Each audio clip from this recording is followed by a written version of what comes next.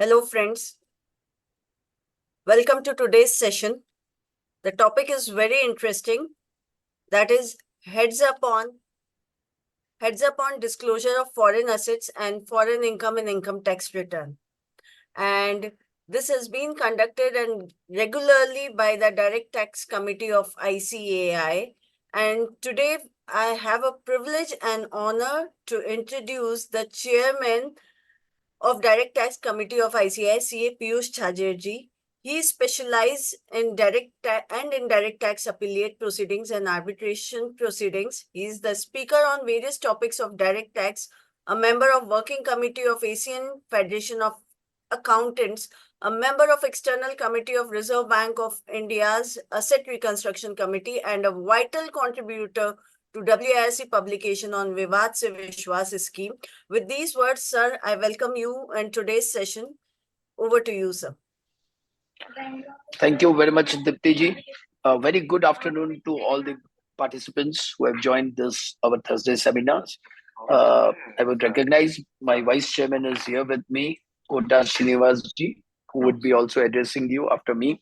Then SP Singh Saab, who is advisor to our direct tax committee, ex-IRS, a very leading professional and who is always available for direct tax committee.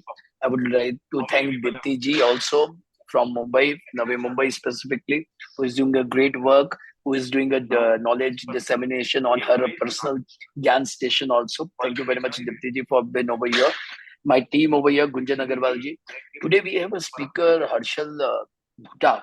I think so. He has some issues. He will be joining around 3:15. So meanwhile, we thought we'll cover with our opening remarks. So once again, very warm welcome to you and good afternoon to you. It's a very important topic today, which we will be discussing. Heads up on disclosure of foreign assets and income in income tax return. As you all know, this is basically applicable to the resident assessees. The assessee who are filing their return as a resident assessee has to disclose foreign assets and liabilities. And it has been seen by us, our personal experience has been that people are not complying with that. And there is a huge penalty which has been imposed under this particular law also.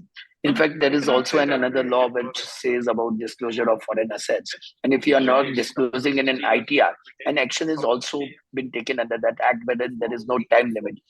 So it's very important that you be attentive in these two sessions. We have a very good speaker, Harshal Gupta, who is experts in this international taxation, NRI taxation, disclosure of foreign assets, also expert into this Black Money Act, which will help you and understanding. And if you have any questions, please do raise. You already would have a link for raising the questions in the chat box. You can raise. I'm sure moderator Dipti ji would be looking into it, and she will take up all these questions in the end in last 20 minutes and put forward to our speaker, Harshal Bhuta, who would answer it very well. Apart from this, obviously this is today's topic, but as a chairman of direct tax committee, it's also important to you. Obviously you have been listening to me on week, as I had said last week when I had addressed on 3rd.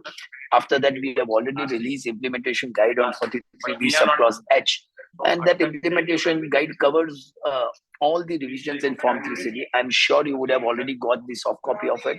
If you want an hard copy, please place an order on the website of ICI, that is the CDS publicity. You will get that hard copy also.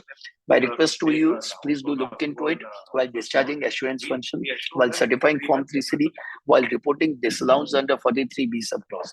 Similarly, we have already approved guidance note. Council has approved on 2nd and 3rd, but we are awaiting the confirmation of the minutes. Once the confirmation of minutes are approved by the president, then and the other council members, then the guidance note on audit of charitable institutions, that is the audit report in Form 10B and 10BB, will also be released in the public domain.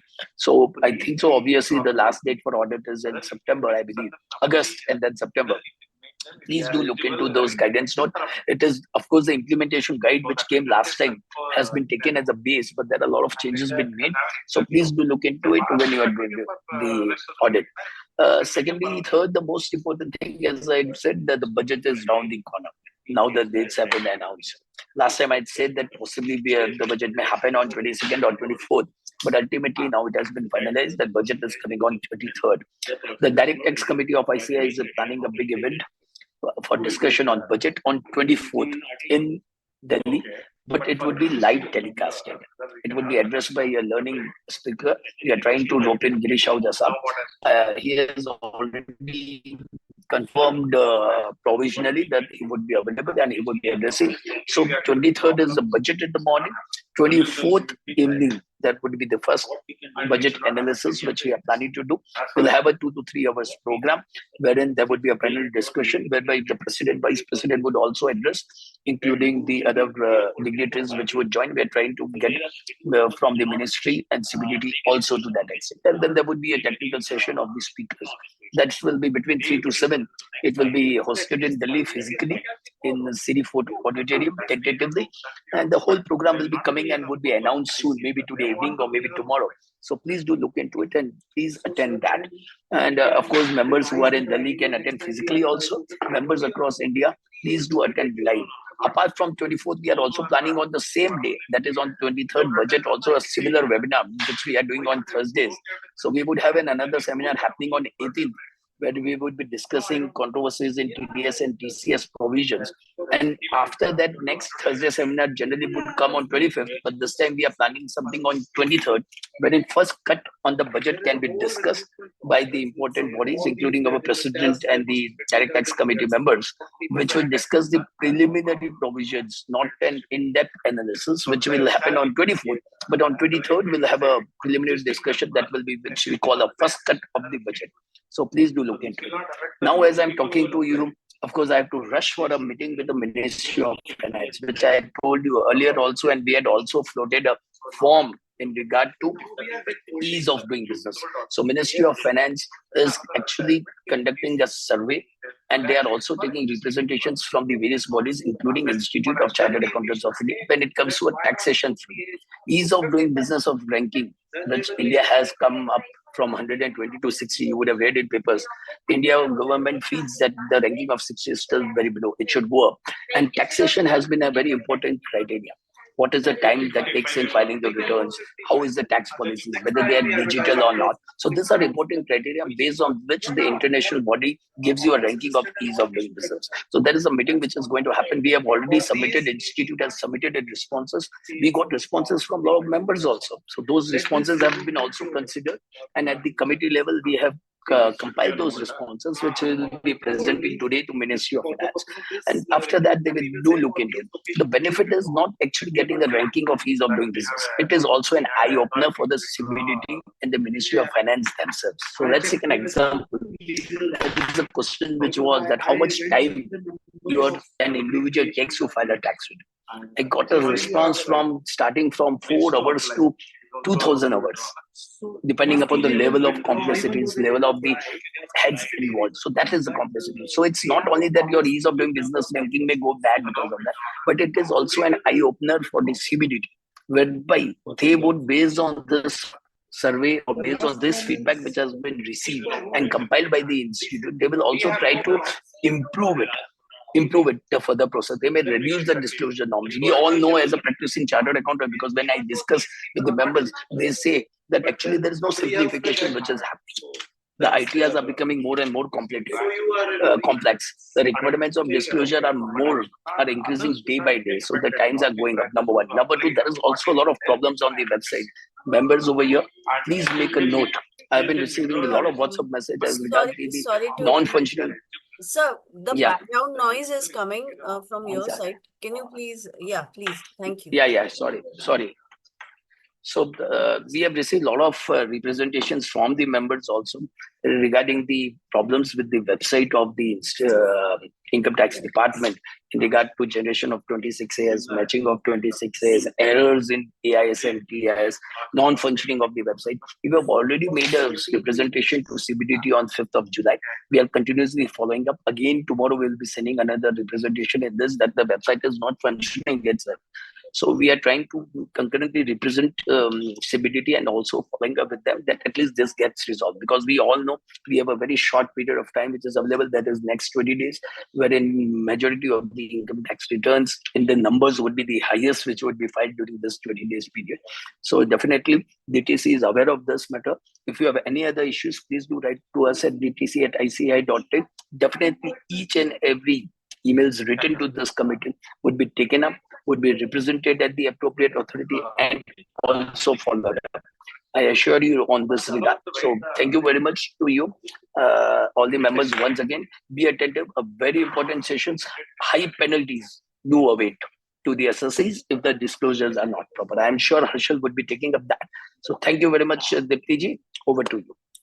Thank you, sir, for making us aware of this so many initiatives, wonderful initiatives taken by the Direct Tax Committee. And I can say that under your chairmanship and the vice chairmanship of Srinivas, sir, the committee is doing excellent work for the members, and members feel themselves to be connected with the DTC committee under your chairmanship. We can approach, we can write up to you, and we can even fill that Google form which have been circulated to the entire fraternity. And thanks for this wonderful work. Your leadership is really commendable. And now coming to our vice chairman of the committee, Srinivas sir. Here I take a while to introduce him. He has served the institute for over 2 decades, and as a member of SISC, he has brought up many initiatives like concept paper on coaching classes as chairman of academic advisory. He was instrumental in digital project for SISC, improvised IVR system for members and students in 6 languages, and was instrumental in collecting around 1.5 CR CAPF fund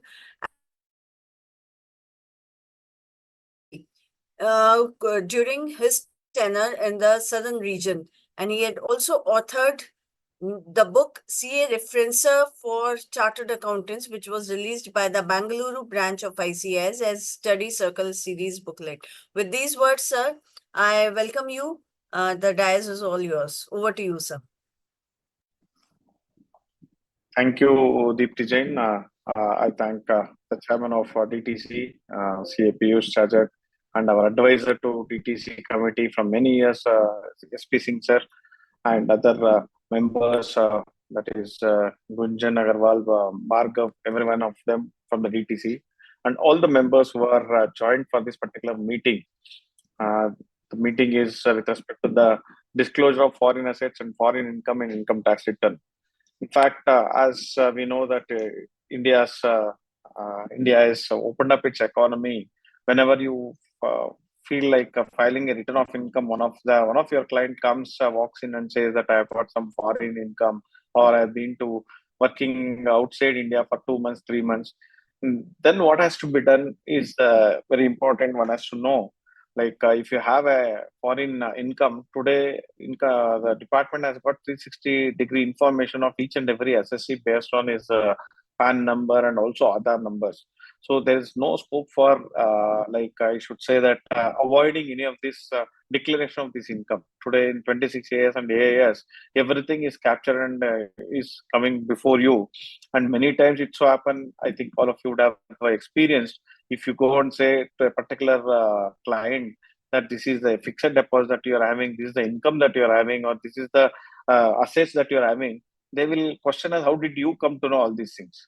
Because when once we show that 26 years or years, they themselves feel that how chartered accountant knowing all these things, and many times for them also it will be a surprise because they would have invested somewhere some many years back, and they may not be aware of all those things. So now the time has come where we have to capture all those things and see that in their income it has to be accounted as such. And being a resident, all this income has to be taken up. And in few cases, you also there are certain provisions where if there are some tax deducted outside India on that foreign income, there is a tax credit which you can claim in India under Indian Income Tax Act. So it's better to know all those provisions so that we can provide a better services to the clients who come to us to take our guidance, and also the proper filing will be done. I hope today's discussion will throw a lot of information, throw a lot of knowledge to each and every one of you. I wish a happy learning. Before the speaker comes, we have SP Singh sir, ex-IRS. I hope he will also guide us and give us some insights and inputs about this particular topics as such. Basically, what as a practicing chartered accountant I do is I collect a declaration from each and every client. In that, I will ask them whether you have a foreign assets, whether you have got foreign source of income, so that tomorrow a client should not come and ask us that, well, if you had asked, I would have given. That's a general talk. I think all of you are aware. They will say that if you had asked, I would have given everything. So it's better we collect and we take a declaration from them before filing even a simple tax return. We take a declaration in our office, so that based on that declaration, they will say that I don't have any foreign income, I don't have any foreign assets. Based on that, we will file the return of income. So over to you, Deepthi. Thank you. Thank you, sir, for your enlightening words and really useful tips you have given in a very short time. And now coming over to our special guest, SP Singh, sir. Here I take the privilege to introduce him. He's the Indian Revenue Service. He had served the Indian Revenue Services for more than 2 decades, and he held various positions, including Director of Income Tax, International Taxation, and Commissioner of Income Tax Appeals. He participated in negotiation of tax treaties with more than 30 countries and took part in mutual agreement procedures.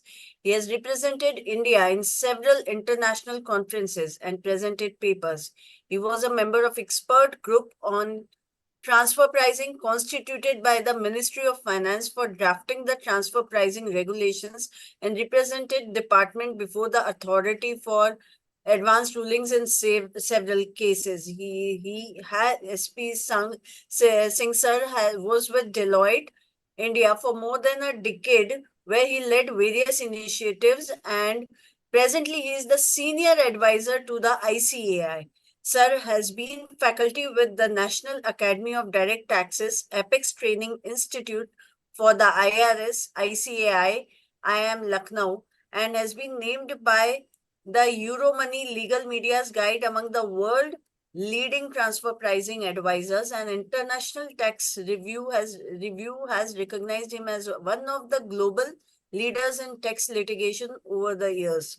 He has co-authored several white papers on international taxation and transfer pricing matters such as APAs and safe harbor rules, and has co-authored 5 books on international taxation.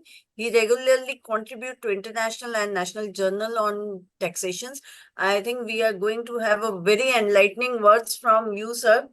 Let's see what treasure is going to come out of from you. Thank you. Over to you. Thank you, Dipti ji, for such an exhausting, introduction. It's my pleasure to be with this group. It's always a learning whenever I talk to the young chartered accountants. Good afternoon, friends, and a special thanks to Dipti ji once again, and to the chairman and the vice chairman of Direct Taxes Committee for making this webcast a regular feature, which is intended to bring the latest on the topics which are taken up for your knowledge, so that the advices which you give to your clients are up to date and exhaustive. Friends, whenever we talk, whenever there is a welcome, Harshal. It's nice to be with you on a panel. Thank you so much, sir. It's my privilege to be there with you, sir. Yeah. So whenever a webcast or webinar or any seminar is organized, the participant must be having 2 questions. Why is it being held now? And the second is, why is it important? Now, so far as today's topic is concerned, it's head up on the disclosure of foreign assets and foreign income in income tax return. And as the date for filing the tax return is approaching very fast, the importance of this topic is increasing with every day. The second question which must be coming to you is that why is this topic important? A topic becomes important when its impact is on a bigger scale, and it's very, very, very, very extensive and intensive impact. When I say extensive, it means it must be covering a larger number of taxpayers. So friends, as you all know, so far as a resident is concerned, the person's global income is liable to taxation. So wherever the income is arising, accruing, or deemed to be arising or accruing, the person, that income is liable to taxation in India. And every country is very jealous in protecting its tax base. The moment a resident comes in its tax need, it wants to ensure that not only the domestic income, but the foreign income is brought to taxation. And for that, the department or the tax department across the world have adopted a very interesting, approach. They have put the onus on the taxpayer as well as the tax advisors. So tax advisors and the taxpayers are required to disclose so many things. And as you heard from Kotaji, he said that he used to and he takes a certificate or undertaking from his clients that all the income, his or her income, are disclosed to Kotaji. That approach, of course, you can always adopt to be on the safe side while disclosing the income to the tax department. Now, so far as foreign income and assets are concerned, the tax department is very serious. In the sense that if you look at the penalty which is imposed if a foreign asset, foreign income is not disclosed, it's not only the income tax, it is the black money, law, which comes into play, and the penalty goes up to 10 lakh rupees, and other consequences of prosecution, interest, and all those things are there. So it becomes very important that all the assets, all the income are disclosed. I'm sure Harshal will take us through what is the meaning of foreign asset. What are the types of the assets which are covered? Is it only bank account which I have to show? Is it only the immovable property which has to be shown? We must we are waiting for Harshal to take us through the whole list of the items which are to be disclosed. And the tax return does have, the column for the foreign asset, foreign income. We must exhaustively, truly, and fully disclose all the material there. But before we take on that, it's very important for us to know the scope and what are the consequences of the failure to disclose. And for that, there cannot be a person better than Harshal to guide us, to inform us. I have heard him in many platforms, and I'm a fan of his. So over to you, Dipti, for bringing in Harshal. Thank you. Yeah. So Harshal is a dear friend also. I've been met him virtually earlier also. So here I take privilege to introduce Harshal to all our participants. Friends, today we have Harshal with us, and he's going to share his experience and knowledge on the topic, on today's topic.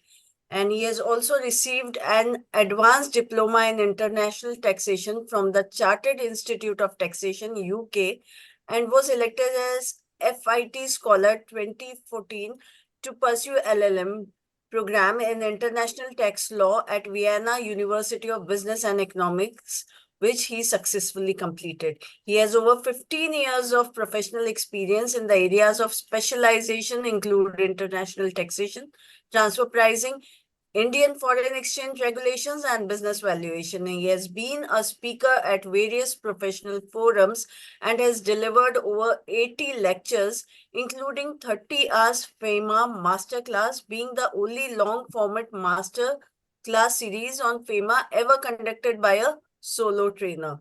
He has been quoted to several times for his views on regulatory developments in Economic Times Hindu Business Line and also on CNBC TV 18, and was also invited as a guest on podcast How NRIs Can Save Tax on Mutual Funds, which was a part of the show Why Not Mint Money by Live Mint. And he has authored the publication FEMA Compounding Orders, a comprehensive analysis, volume 1 and 2, published by Bloomsbury, India in the year 19 and 20.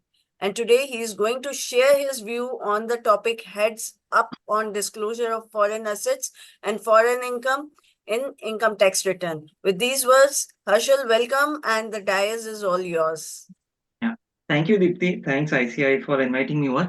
And SP sir, I am really grateful to you for the opening remarks. So we have been, listening to you right when we were students, and we are still listening to you. It's always been a pleasure to, sir, receive knowledge from you. And thanks for gracing this occasion for the opening remarks. I think without much ado, let me start with the presentation for the today. So just one moment, let me project it. Deepti, you'll have to allow screen sharing Okay. to me so So, that I can. technical team, please allow the screen sharing.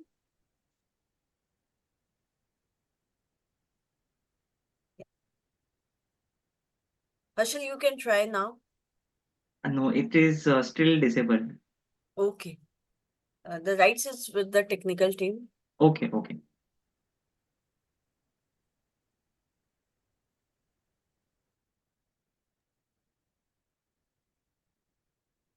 Yeah, Mr. Bhargav, you are there? जरा देखो तो इसमें please ensure that he is able to say. Yes. So, So, co-host rights दे दीजिए if you. yes, yes. In the meanwhile, so while that is getting sorted out, so today's presentation is primarily focused on what kind of disclosures you need to do in Schedule FA. I think the importance has never been more. Yesterday, ET carried a 3/4 page ad on Schedule FA disclosures. So from that you can gauge the importance of this topic. And if any disclosures are missed, then the seriousness of the penalties that can be levied is also harsh. It is straight away 10 lakhs penalty that can be levied. So we'll deal with some judicial decisions also in this regard. I have called out some decisions in with regard to section 42 43 which deal with non-disclosure in schedule FA, or inaccuracy of disclosures. Also some decisions dealing with section 50 of BMA which deals with levy of penalty. Okay. So typically for non-disclosure, it is not section 50 that is invoked, very lightly, but we have seen some decisions in that regard. So just like you have section 42, 43, 42 is where you do not file a return of income even though you have foreign income and assets. 43 is where you have filed a return of income, but schedule FA disclosures are inaccurate or incomplete, or you do not furnish thereunder. Similarly, so if you see section 50 and 51, 50 is again failure to furnish, and 51, sorry, that is 49 and 50. 49 is failure to furnish the return, and 50 is failure to furnish in the return of income about Schedule FA. Yes, I am finally able to share my screen, so I will right away do that. Yes, the screen is loading right now. Yes, I think everyone should be able to see my screen by now. Uh, Yeah, it's visible, Harshal. Okay, thank you, sir. Thank you. Okay, so let us start right away. So this is kind of the agenda for today. So there will be an introduction portion. Then to whom does Schedule FA disclosure apply? Then the third one is what kind of reporting needs to be done. This is the most important part. There are some general instructions. I think that is fine. Key issues are something also that we will deal with. I will share my experience. There are certain judicial decisions dealing with them, and this is something that I covered right now in 2 to 3 minutes. So you'll see it on the screen also, and then there are some judicial decisions. So time permitting, I'll take you through all the judicial decisions. I think around 6 to 7 decisions have been put by my team. So we'll go through each and every of them. Okay. Introduction, I think we skip this. Okay. Introduction, when did Schedule FA disclosure start? Okay, so that started with assessment year 12-13, because that was introduced by the Finance Act 2012. It is largely on the basis of FBAR regulations, which are there in the US, and then with all this development of FATCA, CRS, etc., it was felt that a similar reporting mechanism should be there under the income tax law itself, and therefore, if you see right now under Section 139, there are certain provisos which deal with that, wherein you are required to furnish details of your foreign assets. This is by virtue of one, two, three, fourth and fifth proviso that are there to 139. We'll come to that, I think, the next screen. Schedule F8 covers a host of assets, so nothing is left out there. It does not cover your liabilities. Liabilities go in Schedule AL, that is also towards the specific assets, but Schedule F8 does not talk about liabilities outside. It is only about the assets. Okay, so that may be investments, mutual funds, stocks, any other financial instruments. It also enables the income tax department to consider the data for risk analysis. Okay, so yeah, say you have certain foreign asset, but over the years you have been filing returns with nominal income. So it helps the income tax department to try and do risk analysis and thereabout try to arrive at certain parameters where your return may be selected for scrutiny. You may be sent certain notices asking for further data, etc. Okay, so to whom does the disclosure requirement apply? Okay, it applies to all the residents, individual HUF who are ROR. Okay, so ROR, it applies only to individual HUF. Other than that, all residents. So it does not exempt anyone.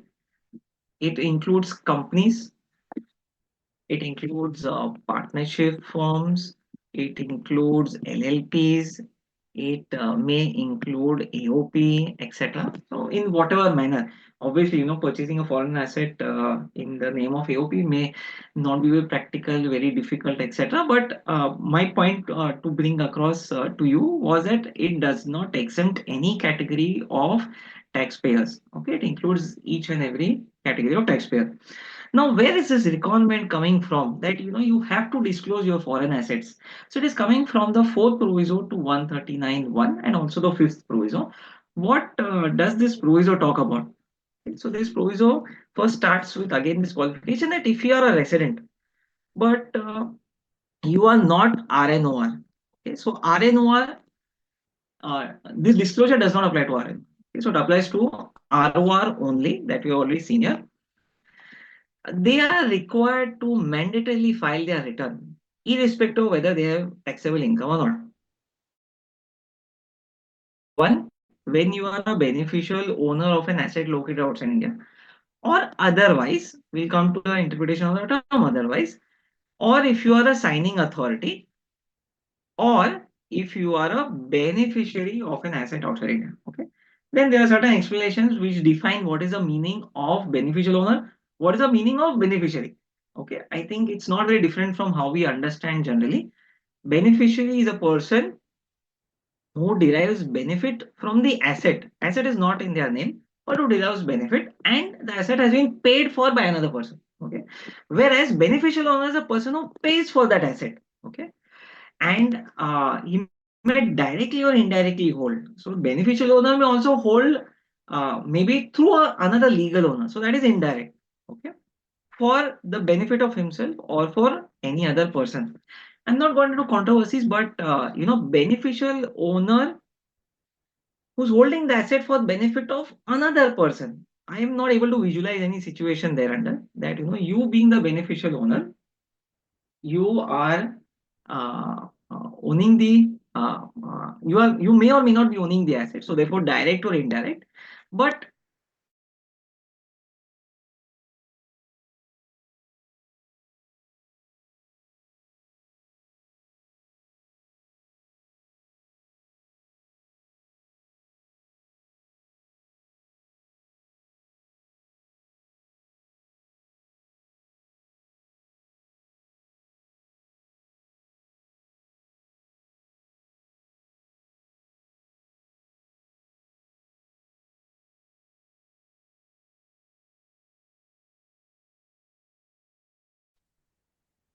I am sorry I got logged out. Just one moment.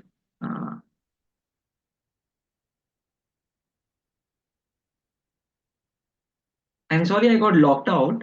So I think my screen should be visible right now. Yes. So I was on this slide, and typically it applies in four situations. One, where you're the beneficial owner. Second, where you're not the beneficial owner. That means you are the legal owner. Okay. So otherwise, okay. So this is legal owner, beneficial owner or otherwise. So either you are the beneficial owner or you are the legal owner, or you have a signing authority outside India. Okay. Or if you are a beneficiary. In either of the situations, you have to file a return of income and disclose all your foreign assets under Schedule FA. Okay.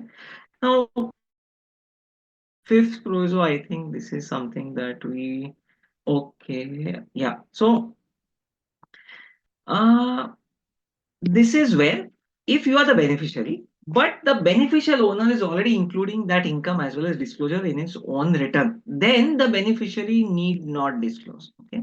So this is the fifth proviso.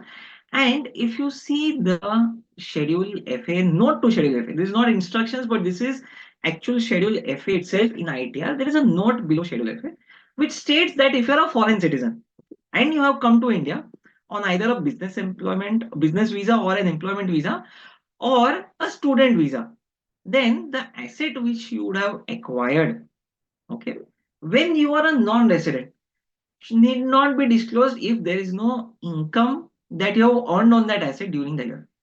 Okay. So I'll repeat again. So you are a foreign citizen, you have come to India on these three visas, and you had acquired an asset.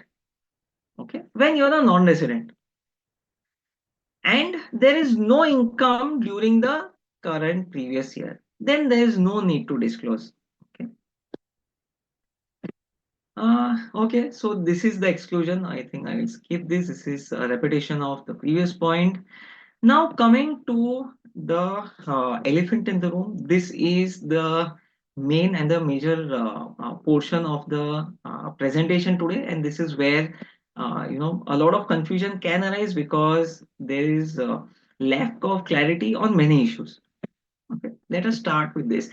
So when you see Schedule FA, you will see a lot of schedules that are there, a lot of tables that are there under the schedule. Okay. The first schedule deals with depository account. Second schedule deals with custodial account. Third schedule deals with equity and debt interest. Fourth schedule deals with cash value insurance contract. All these terms, okay, they are coming out of rule 114F, as well as these are there in the FATCA agreement also. So all these terms have their own meaning. Okay, you and me cannot ascribe a meaning to it as we understand in the local business parlance. No. So there is a specific meaning attached to it. So therefore, we have to go back, to these source documents and then try to understand them. Okay. Then table B is financial interest in any entity. Table C is immobile property. Table D is any other capital asset. Table E is where you are a signing authority. Okay. Table F is where there is a trust and you can either be a trustee or beneficiary or settler. Okay.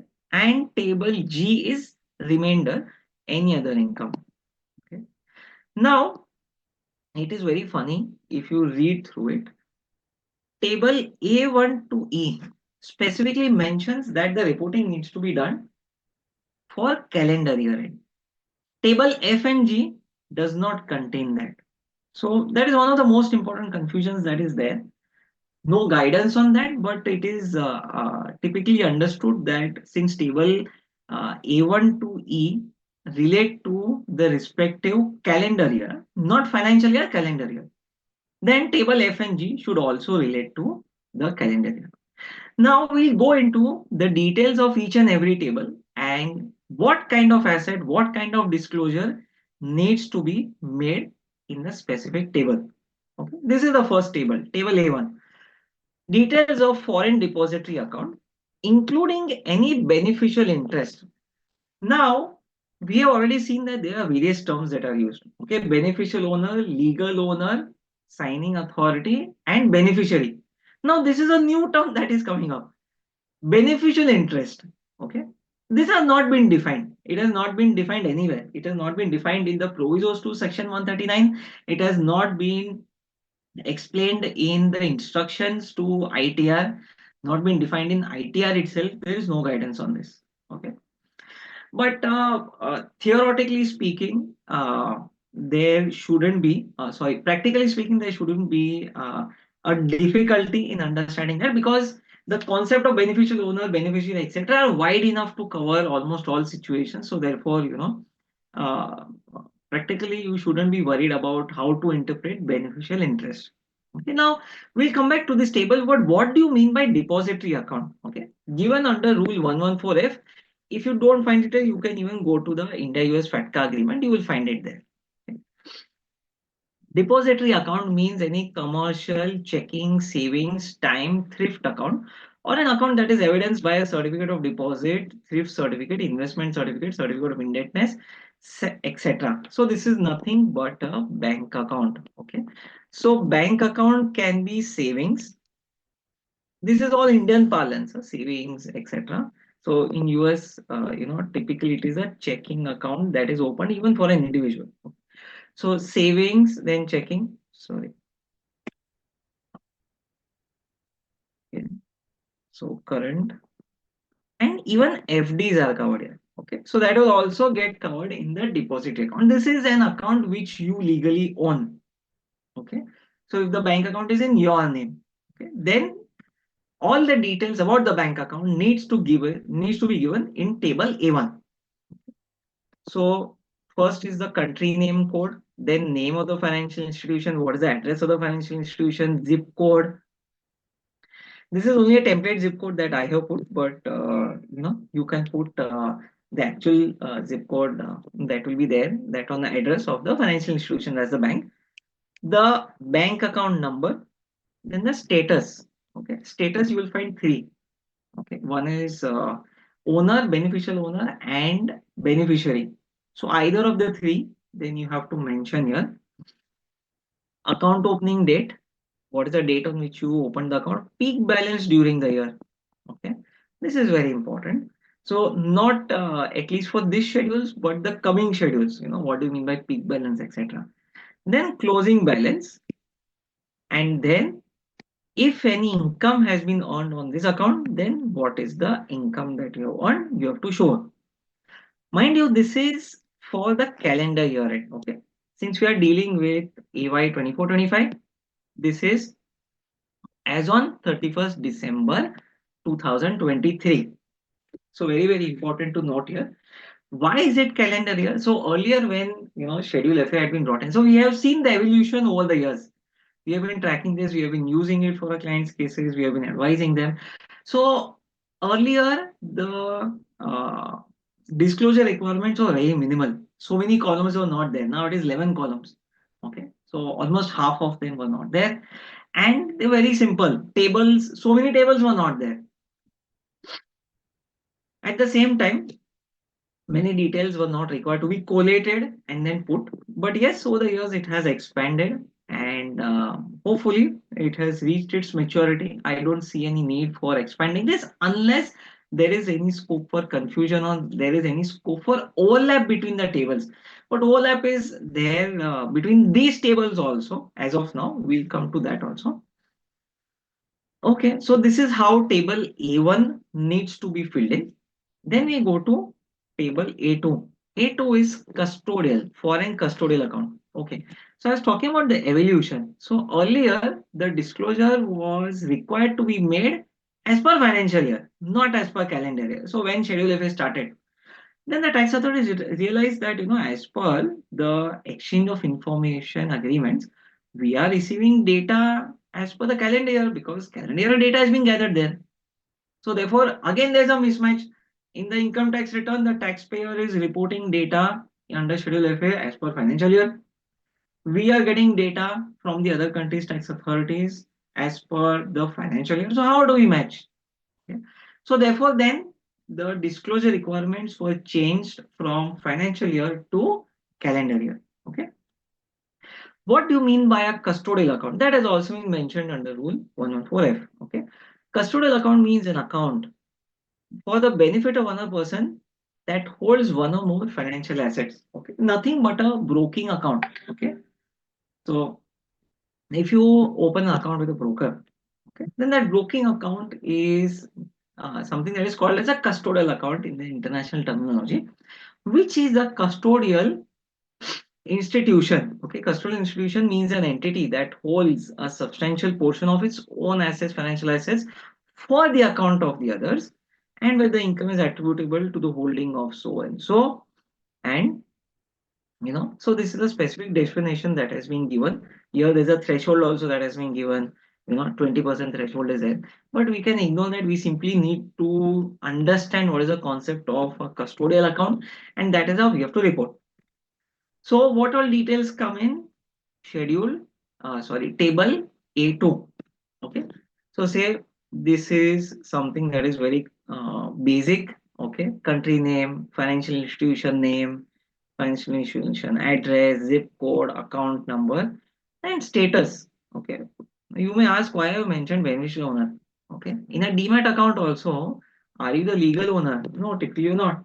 You are always a beneficial owner of the demat account. So something similar here. There the terminology is broking account or a custodial account, but it's you know uh, it's very common in our understanding that both are similar. So therefore, beneficial owner, account opening date, peak balance, closing balance, and what kind of interest or what kind of income have you earned from that account. Okay. So now you may tell me that in a demat account, how can one earn any income? Okay, but the concept is a little similar internationally. So there, typically, if you look at the custodial account, there may be different components to that. There may be a cash component also. There may be a securities component also. So it may be a two-in-one, or it may be separate, where you may have the same account number. Okay. So there, when you earn certain interest on the balance lying in the custodial account, that is something that you need to report here. Okay. But again, there could be an overlap here with the third table which is there, table A3. Okay. Now, when you talk about a broking account, if there is a securities component will also again reflect the value of your investments. So if you say that, if I'm reporting that under A2, then why do I again need to consider any other schedule at all? Okay, because that can get covered under A3 also, that can get covered under table B also. Okay. Coming back, table A2 is custodial, which is nothing but a broking account or a similar to something akin to a demat account. Then there is table A3. A3 covers disclosure of foreign equity and debt interest. And then there is table B. B is financial interest in any entity. So out of the three, where do I report? A very valid question. This is something that is one of the most commonly encountered problems when we actually deal with our clients. They won't tell us, "Acha, you report in a particular table," but we have to tell them in which table you have to report. Why? Because the number of columns will differ. See here, there are 12 columns, 11A, 11B. Then when you talk about table A3, again 12 columns. But when you talk about table B, here again 12 columns. But here if you see, there is no peak balance column which is there.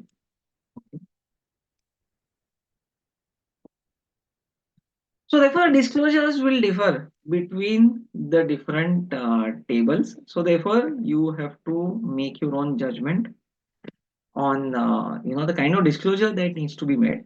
I have one or two, I think, case studies on this and maybe some issues. At that point in time, again, we will revisit this.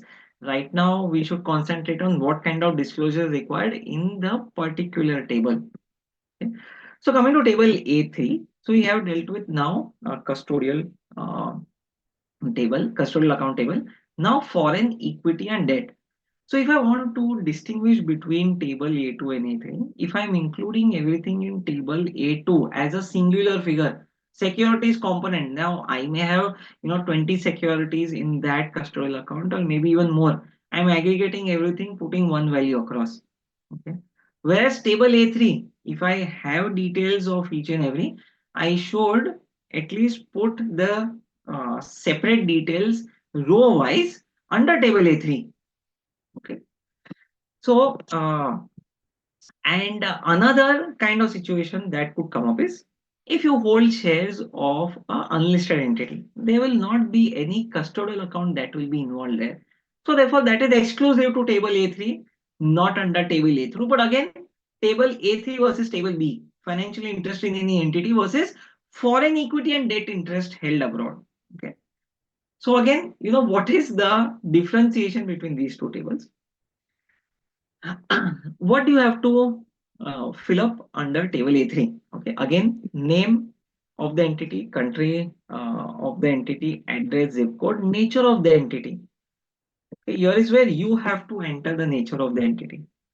Okay, this is not coming from a drop down, but depending on your shareholding or your investment in a particular security of a foreign entity, you can do this.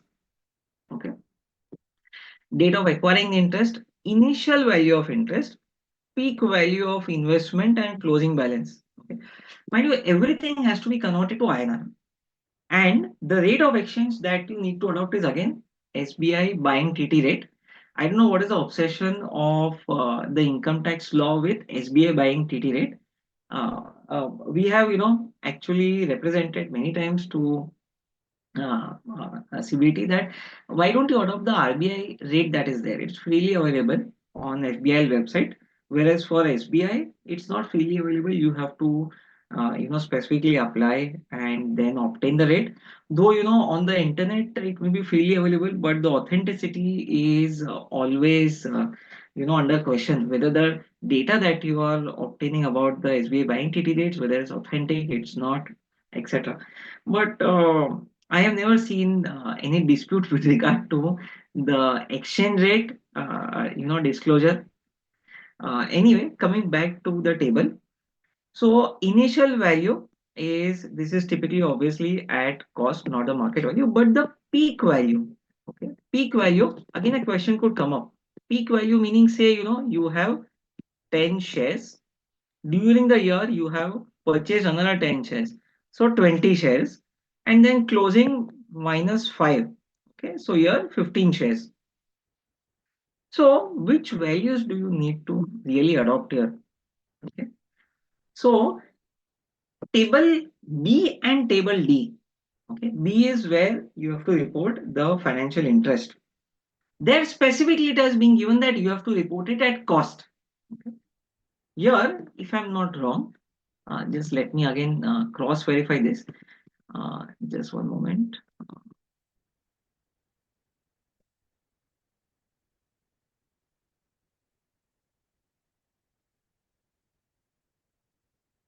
Yeah, so we are talking about table A3.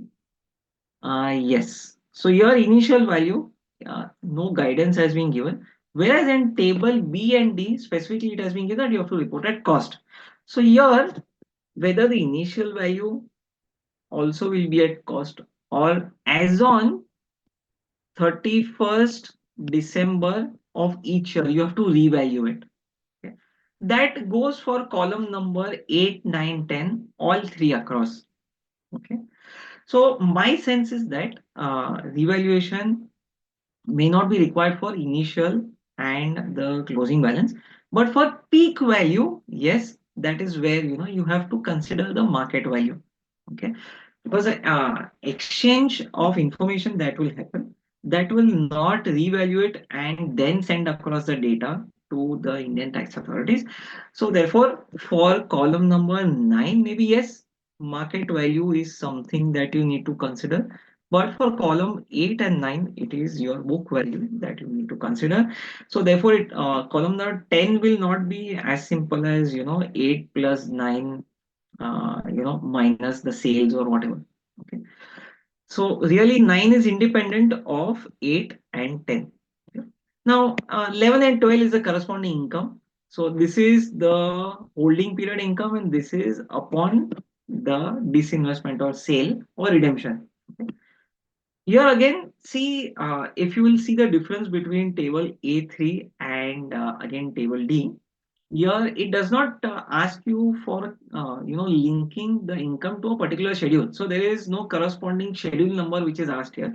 Whereas if you go to table B, here again item number of the schedule and the schedule where it is offered. Okay, in the return, it may be IFOS, it may be capital gains, etc. Whatever. So there linkage is required under table B, whereas it is not required under table A3. So this is as far as table A3 is concerned. Then table A4. Okay, this is a terminology which is very alien to us. Foreign, sorry, foreign cash value insurance contract or cash value annuity contract. Now, what do you mean by cash value insurance contract? We all are aware, what is an insurance contract and what is an annuity contract. But what do you mean by cash value? Okay, so cash value is also being given under Rule 114F. So cash value is the higher of surrender value or termination value, or the value against which you can borrow funds. Okay, so if you can borrow an X amount, so say this is X and this is Y, then it is higher of X and Y, which is the cash value, and that is what you need to report here. Okay, so typically this is applicable for returning Indians, because under FEMA, without RBI permission, you are not allowed to, insure yourself from a foreign insurer. Okay, so here again, what details do you require? Okay, the country name, financial institution, address, date of the contract, the cash value or the surrender value. Okay, and if you have earned any amount. Okay, so it is, if it is an investment linked insurance, which is very common outside India. Okay, in India you have ULIP, but outside for large values you also combine investment. So if you are earning any dividend on that, etc., then that also has to be reported here. Okay, okay, so we have dealt with table A4 also. Then we go to table B. Yes, table B. So under table B, again, as I said, there's an overlap between table A2, A3, table B. What you have to report here? Here is financial interest held in an entity, again, including a beneficial interest. Sorry, any beneficial interest as on 31st December 2023. Say suppose, Indian company is having a step down structure outside India. So you may be called as a beneficial owner, because for identifying the UBO, it will come to the shareholder of the Indian entity. So I have questions on this also. Uh, if there are layers of companies, okay, under table B, till which layer you really have to report? Similar goes for layers of companies in India, and eventually the last layer of the company in India having outbound presence. So there also, who needs to report and what value in what manner. Here, let's assume it's a simple case where an Indian entity has a SDS. So here, financial interest in any entity, indirect interest is something that you can report. That is why I have mentioned beneficial owner. You are not the legal owner because you are not the shareholder. You are the ultimate, or maybe the parent, ultimate parent company. Okay. Then that case, date held since investment. So as I told you here, it has been mentioned at cost. Okay. Then if you want any income from that, typically you wouldn't, because you are not directly holding anything. Okay. Then nature of income, and if you have offered that income to tax, then what? If you are a beneficial owner, typically you wouldn't earn. But this is only one kind of a situation where I could imagine, where you could distinguish table A3 versus table B. Okay. For table B, there is elaborate guidance that has been given. So why did I talk about indirect at all? Okay, so it is not as per my interpretation or something that we follow. It is coming out of the instructions to the ITR. By the way, this year's instructions have not come out yet. I'm not sure why. So therefore, again, question comes up These are all instructions of the previous year. Can you rely on them or not? I'm not really sure why instructions have not come up. Ideally, when you notify the forms, the instructions should also be notified there.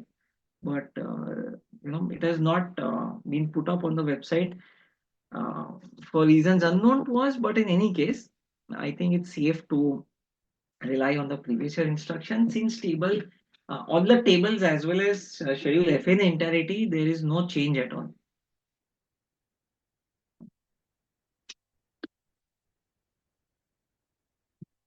Okay.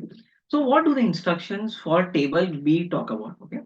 So here it says that financial interest would not be limited. So anyway, these are also illustrious situations only. These are not comprehensive. Okay. Resident asset is the owner of record or holder of legal title of any financial account, irrespective of whether he is the beneficiary or not. Owner or record or holder of title is one of the following persons. Okay, so if you are a nominee shareholder, then in that case, nominee comes in. If attorney is holding on your behalf or in any other capacity, that will come up. This is something that is what I was talking about in the previous slide. That is for table B. If it's a incorporation, if it's a corporation outside India, then you hold it directly or indirectly. Okay, and you hold what, either the share or the voting power. Okay, so it's not necessarily the share, even voting power. If you have voting power indirectly, then that is something that also should be reported under table B. So that's why the thought process that up to how many layers should you really report this. ET carried a story on this where I've been also quoted for this table B, but obviously there is uh, no guidance on up to how many layers you really have to report this for a partnership. Okay, if you indirectly also own any partnership interest, then again you need to report here. Then for a trust, if you have beneficial or ownership interest, okay, so here again for a trust there is an overlap because there is a separate table for reporting of trust details or any other entity where you own directly, indirectly voting power or equity interest. Okay. So all the guidance that has been given for table B, this is the most exhaustive that has been given for any table under Schedule F. Okay. So if this guidance wouldn't have been given, this confusion of indirect wouldn't have come up. Okay, or at least they should have clarified what do you mean by indirect. Okay. Representations have been made time and again, and I think the official CBDT officials are the TPL is well aware about this. We hope that some clarity comes out of this, at least in the near future. Okay. Then we go to the next table, that is table C. Okay, so table C is for immobile property. So this is again something that is allowed under LRS, or if you are a returning Indian, then you are allowed to do that. Or if you are an Indian company and you have a branch office outside India. Okay. If you have a branch office outside India, then you are allowed to hold office property, or you are also allowed to, have a property for the purpose of residence of your management there. So all these are specific allowances that are there. Otherwise, an Indian company cannot own a property outside India. It may be commercial, it may be residential, by whatever name you may call it. It has to be in the name of the branch. Only then and then it is allowed. Or if it's an individual, then yes, individual under LRS is allowed. Now, mind you, LRS is not available for other than individuals. So no HUF, no AOP, no partnership firm, no LLP, no company. So therefore, I can see only two combinations here, either individual or company to whom table C can apply here. Okay. So let's say you have property in London, the address of that, what is the ownership type that you have there? Are you a direct owner? Are you a beneficial owner? Or are you a beneficiary? Okay. Date of acquisition 2018. And what is the investment? Here also again cost has been mentioned. Okay, so here they don't ask or talk about the peak value, closing balance, etc. It's simple, simply investment value. at value at which you had invested. And if you have derived any income, then what is the kind of income and under which schedule have you offered that, and the item number of the schedule. Then we go to the next table, table D. Okay. Any other capital asset. So capital asset which is not covered under the previous schedules. Okay, A2, A3, A1, A2, A3, A4, and then BC. Any other capital asset, mind you, it does not uh, contain the terminology any other asset or any other financial asset. It is any other capital asset. Okay. So first you have to see section 214 and then see whether that asset qualifies or whether that property qualifies as a capital asset, and only then you need to report here. Okay. So this question usually comes up when you talk about rights in a property. So we have one, I think, case study also on that, one slide on this issue. So we'll cover that later on. But no, any other capital asset that has not been reported earlier, that needs to be reported here. So let's say this is a mutual fund. Okay. So why have I not covered this before? So let's say table A1 is bank account not covered there. Table A2 typically custodial account, yes, it should cover that. But let's say I don't have the peak value of that. So therefore, at my option, I chose table D. Okay. Table A3 is insurance, not covered there. Table, A4, again, not covered there. Then table B, financial interest in any entity, not covered there. Table C is again immovable property, not covered there. So therefore, I have covered it here. Okay. So, if you go to the presentation, you will see certain logical arguments here that, why I have covered something here versus under another table, whether it really has any consequence, or whether all this discussion is theoretical. So that is also something that I've covered in a laid as an issue or a case study. So that is where I will also talk about this. So please don't assume that all this discussion that I am talking about is theoretical. In which table I should cover? Why is there so much importance that has been attached to disclosure under different tables, etc. So there is a reason behind that. Okay. We'll get to it when we come to the issue slide. Okay. So here I have a direct ownership of this asset. When did I acquire? Again, investment at cost. Income that I have derived. What is the kind of income? Whether I have offered that to tax under any of the schedules to the return. If yes, then yes. What is the item number of the schedule? Okay. Go to the next table. This is account where you have signing authority. Okay. So here again, please remember we went through proviso 4 to 139. This was one of the situations where you need to file your return of income and disclose under Schedule FA, even if you are a signatory. Okay, even if you are a signatory, you may not own the asset either as a legal owner or as a beneficial owner. Only thing that is required is you have the signing rights. Okay, then you have to uh, disclose this. So here I have taken an example of maybe an individual uh, having so Indian promoter having signing authority for overseas subsidiary bank account. Okay. So therefore, what is the bank account name, address, name of the account holder? You are not the account holder, but you are only a signing authority.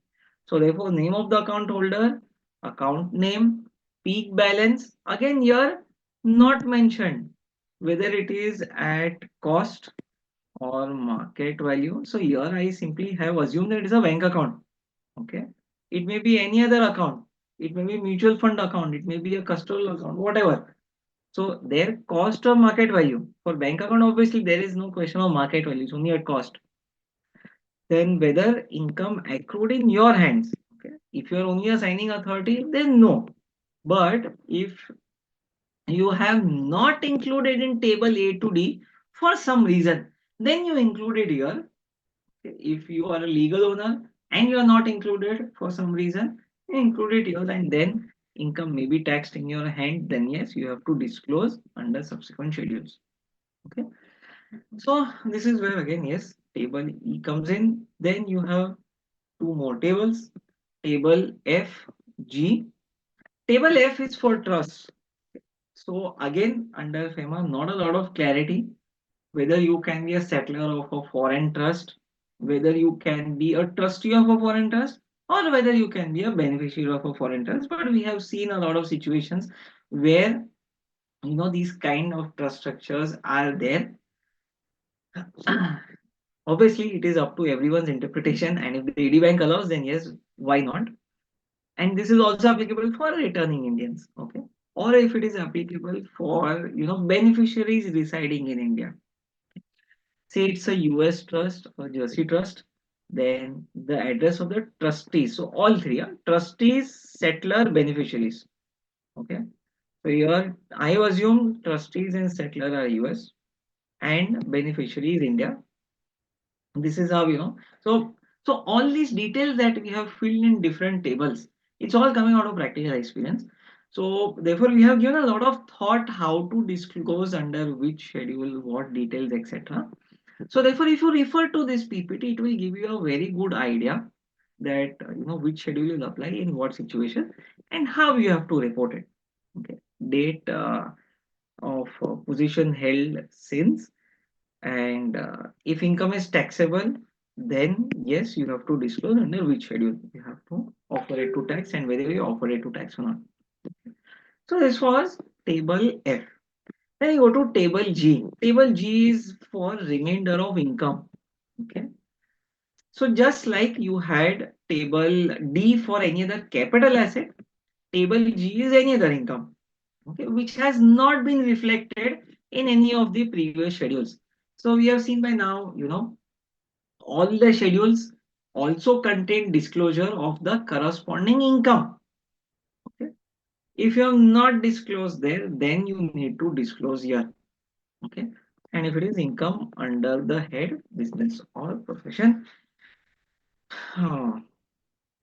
okay, so director's fees is the example that I have taken in this slide that has not been disclosed anywhere because it's not corresponding to any asset. Okay, simply because you're a director, you have participated in directors' meetings and you have earned certain income. It has not been disclosed in item A to F, so therefore I am disclosing it here. I have disclosed it in IFOS, so therefore I will, mention where I have disclosed it and how much amount and whether it is taxable in your hands. Yes. Okay. I think this is something that we have already dealt with journal instructions for the corresponding calendar year. Then rate of exchange. What is the rate of exchange? This is something that we saw SBI buying TT rate. For peak balance, it is on the date of peak balance. For opening, it is on the date of investment. For closing, it is on the date of closing, that is 31st December. Okay, this is again SBI buying TT rate. Okay, now we can go to certain issues. So I think I'll take a pause here. Deepti, are we allowed to take questions? Sorry, are participants unable to put up their questions?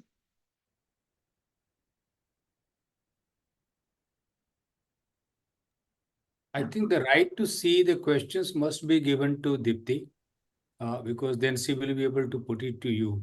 Okay, But okay. Yeah, because yes, I can't see any questions in the chat box. no, it would be coming to many people must have sent the questions. So the right to see those has been given to Dipti, it appears. Okay, okay. Yeah, No, Gunjan, you are there? Gunjan or Rudrakshi? Anyone? Because people must be. This is such a topic where I was expecting that there will be a lot of issues, a lot of yes, sir. questions. Yes, yes. No So, problem, sir. I think by the time they respond, maybe ha. if you want, sir, I can take up the queries towards the end only. Okay. No problem. I will do that.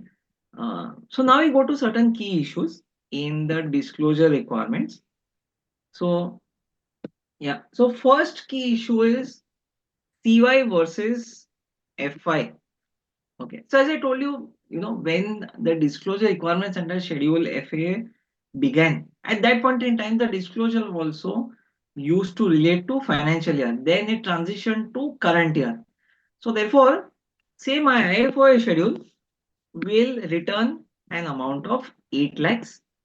Whereas if I put it up in table G, where I have to link it to that particular schedule, see, I also have to give the reference to the schedule and how much amount I offer to tax in the schedule. But then here it is as per CY. Here it is as per FI. So 8 lakhs versus 5 lakhs. Would this be an issue? So the answer is no. There will not be an issue. Whatever disclosure that you are made in schedule IFOS, obviously that is as per the previous year taxation requirements. Whereas the disclosure that you have made in schedule FA table G, this is as per the calendar year disclosure requirements. There will be a mismatch, no doubt. There has to be a mismatch, but you don't need to worry about that. So this was one of the first and very logical, issue or doubt that can come to anybody's mind. That in one return, I'm reporting data for different periods. Okay. So yes, this is one. Second is for indirect shareholding. So here is where there is an Indian company. Sorry. Here is where, yes, there is an Indian company, there is ODI that has been made in a foreign company, then there is SDS, and this is second level SDS. Okay, so 9%, then 5%, and another 5%. Now, for XYZ Private Limited, Schedule FA, whose disclosure needs to be done? Do I need to do only for PQR or also for UADMCC or also for London Limited?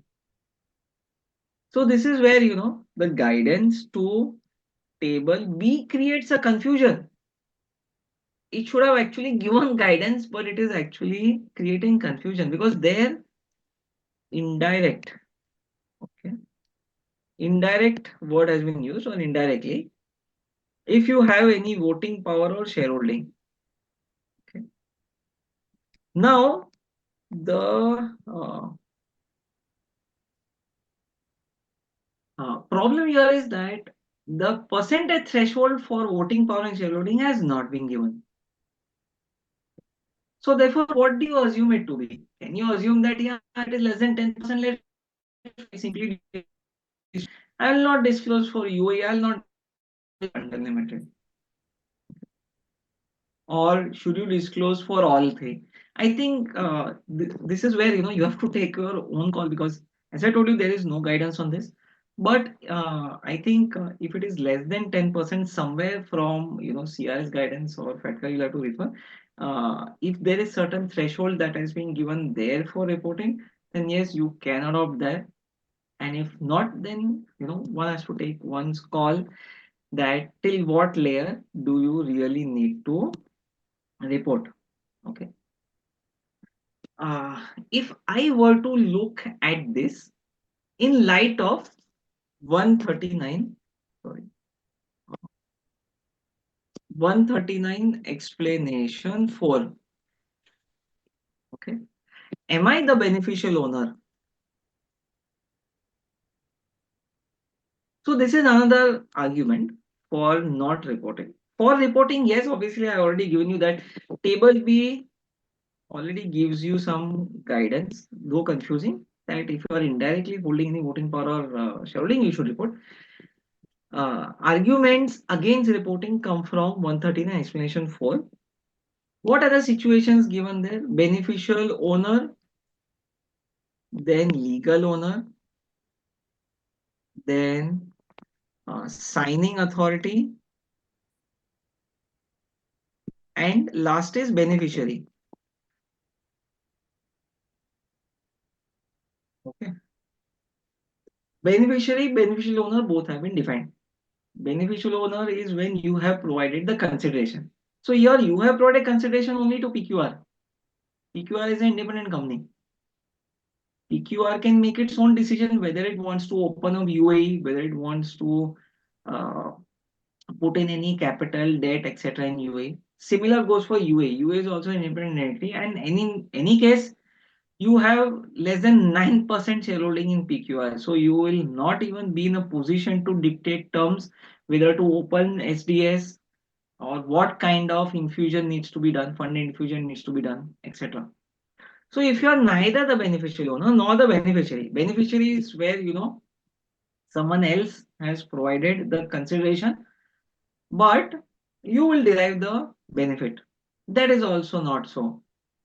So therefore, if you are neither beneficial owner, nor beneficiary, nor legal owner, nor signing authority, then you should not be worried about the layers, right? Then you should only report one. You should not be worried about reporting about 2 and 3. Okay. So I have laid out, both sides of the argument before you, and you should exercise your judgment in taking the call. Then we go to the next key issue, and this is something that is coming up repeatedly. And we have seen even Black Money Act notices being issued to individuals time and again for this. Okay, it is not only at one instance. Time and again, we come across situations where black money notices have been sent to uh, employees of Indian company who have received entitlement to ESOPs of the foreign parent. Okay. So here is a situation where Indian employee has been awarded stock options of parent. This is the schedule of ESOP. Grant date in 2021, vesting date in 2023, exercise date in 2024. Now, when do I have to report this and under which schedule? Okay. Again, table A1 is for depository, wouldn't go there. Custodial is only when you get the shares against the ESOP. Otherwise, there is no question of custodial. Okay, so that's also out. So that can come up only upon exercise. Before that stage, it's out. 3 is financial foreign equity and debt interest. Do you have foreign equity and debt interest? Okay. Now, when do you actually acquire interest in foreign equity? Is it upon grant? Is it upon vesting? Or is it upon exercise? Okay. I would tend to believe that you don't acquire any interest because it's contingent. Until and up till the time of exercise, it's contingent. Even after vesting, many a times in the employment contract, there are clauses of good leave or bad leaver that or simply leaving the firm. Your ESOPs will lapse upon the termination of the employment or leaving employment, etc. So therefore, even after vesting, can you really say that you have acquired foreign interest? And maybe when that interest goes away, do you stop the disclosure? Okay, so that is as far as table A3 goes. Table A4 is for insurance, not applicable here. Then comes table B, financial interest in an entity. Same, foreign equity interest and financial interest. Okay, I think the arguments will still be parallel between both the schedules. And the last schedule that can really come up. So table B is done, table C and table D. So immovable property and table D is other capital asset. Let's go back there and see. Uh, okay, so yeah, table D is other capital asset. As I told you, for any reporting that can come up under table D, it has to be a capital asset in the first place. Okay, now are ESOP rights capital assets? Okay, I would tend to believe that upon grant, no. So, yes, sir. No, go ahead. Okay. So I would tend to believe that, there are decisions which have stated, when a property becomes a capital asset, one of the attributes should be the right to transfer. If the asset itself is incapable of being transferred, then it cannot be called a capital asset. Okay. So therefore, upon grant, I would tend to believe it's not a capital asset. Upon vesting, no. Only upon exercise, you actually receive something, and that will become a capital asset. So therefore, table D, capital asset, I would tend to believe only upon exercise it may come up. But then the confusion stays between table A3, table B, and table D. So table D upon exercise, as I told you. Then here is foreign equity interest, and here is financial interest. So then do I need to report under A3 or B? I think here again you have to exercise your own judgment. If you feel that yes, any interest, irrespective of whether it is contingent or not, okay. So I would tend to believe it would start at least from vesting date, any interest. Grant date, no. Only after you complete the vesting conditions, you are allowed to, you know, the vesting, after vesting date, there may be some blocking period, there may not be. So after the vesting date, any contingent interest in the foreign equity or financial interest in the entity starts. And therefore, on a conservative basis, if you want to report, start reporting after vesting date, either in table A3 or in table B. So table D, as I told you, once it becomes a capital asset, only after that you should report under table D. I think before this, I will take this table. Okay. So this is the table that sums up all the confusion on which table should we adopt for disclosure.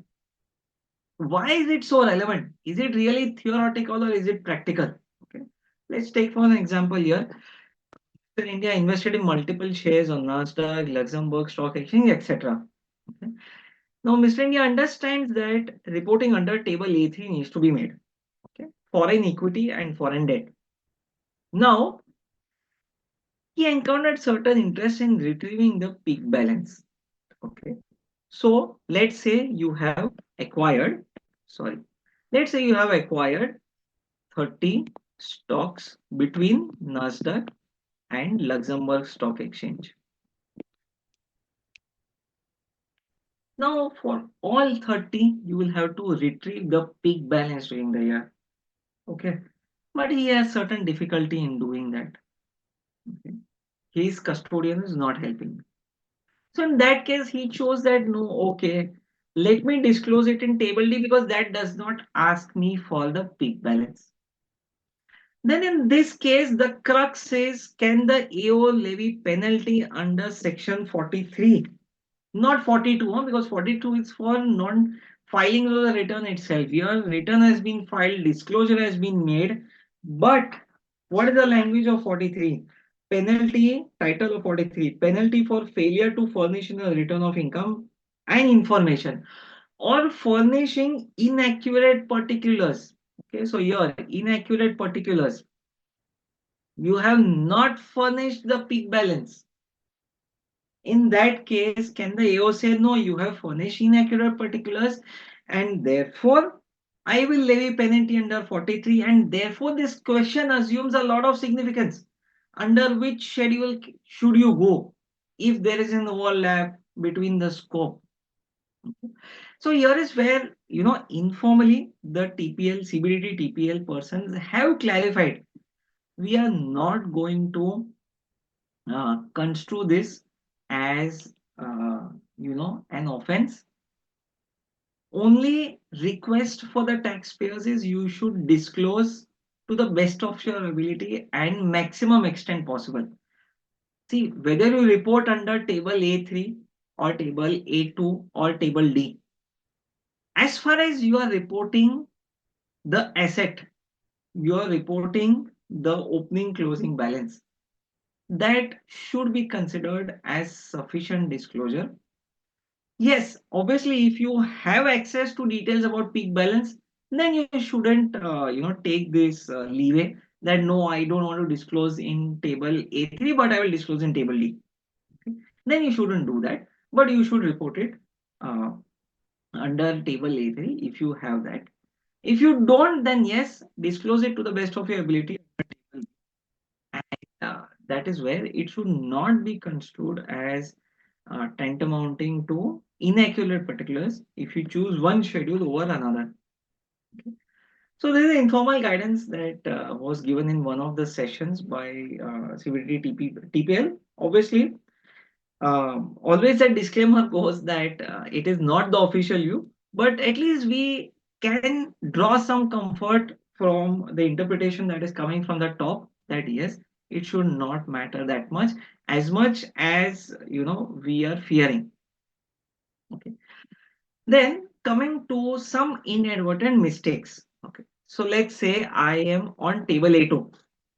Instead of beneficial owner, A2 is custodian, as I told you. Custodian, you don't own the demat account. So therefore, you will always remain the beneficial owner. But in the return, you have uh, uh, uh, filled in the details as an owner instead of a beneficial owner. Now, will this be construed as reporting or furnishing inaccurate particulars? Okay. Again, I would not be very serious in interpreting this. It is simply a mistake and a genuine mistake in reporting the status. The more important column would be, what kind of asset that you are disclosing and the value at which we are disclosing. If you have done that, I don't, in my opinion, it should not be, taken, that seriously about the mistake that has been committed. Now, another important issue that comes up here is, say, I have already disclosed something. The time limit to, revise my return has gone. Then, what if I file an updated return? Almost in all situations that we have dealt with, taxpayers have not realized that this kind of disclosure was required, but still, 139.8A timeline is pending. Can 139.8A cure the defect? Okay. If in the updated return, what if I offer the income also to tax? What if I make the disclosure also now? Can I come out of section 42, 43? 42 is where I have not furnished any details or I have not furnished the return itself. 43 is I have, I have filed the return of income, but I have missed certain foreign income to be disclosed, offered to tax, as well as disclosed under Schedule F.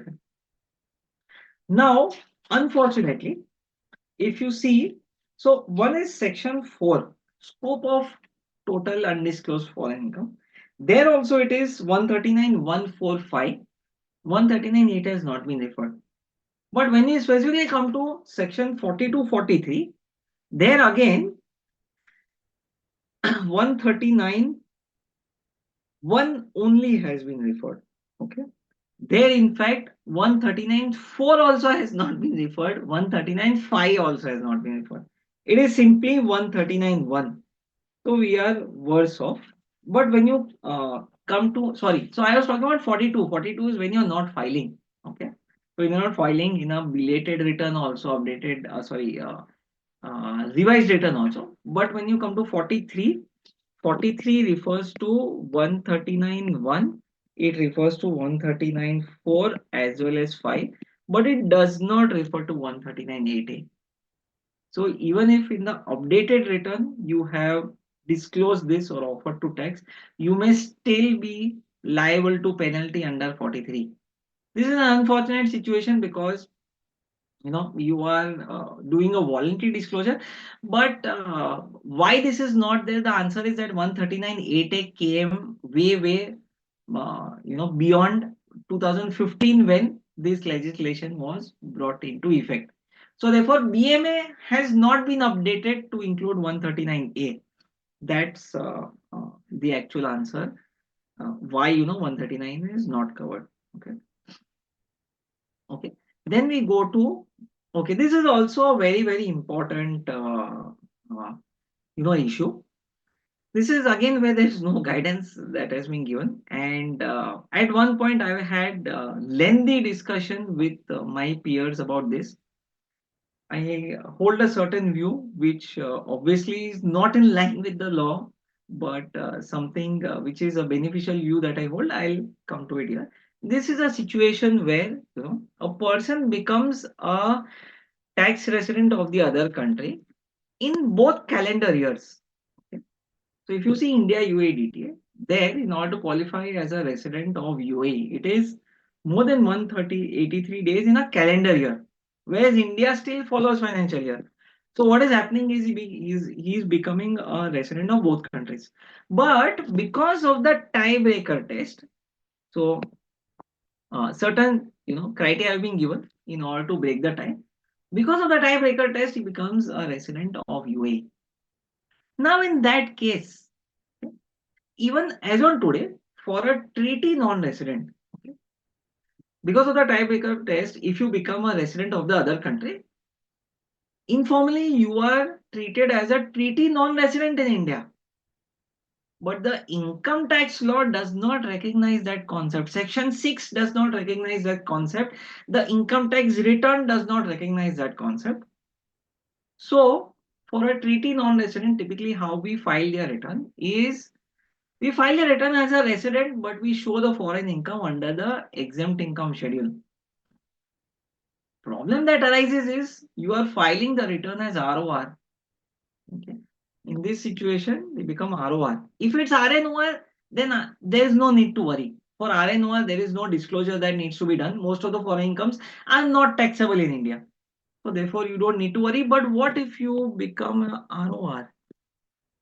If you become ROR, then Schedule FA disclosure becomes important for you. Though under treaty, you are a non-resident.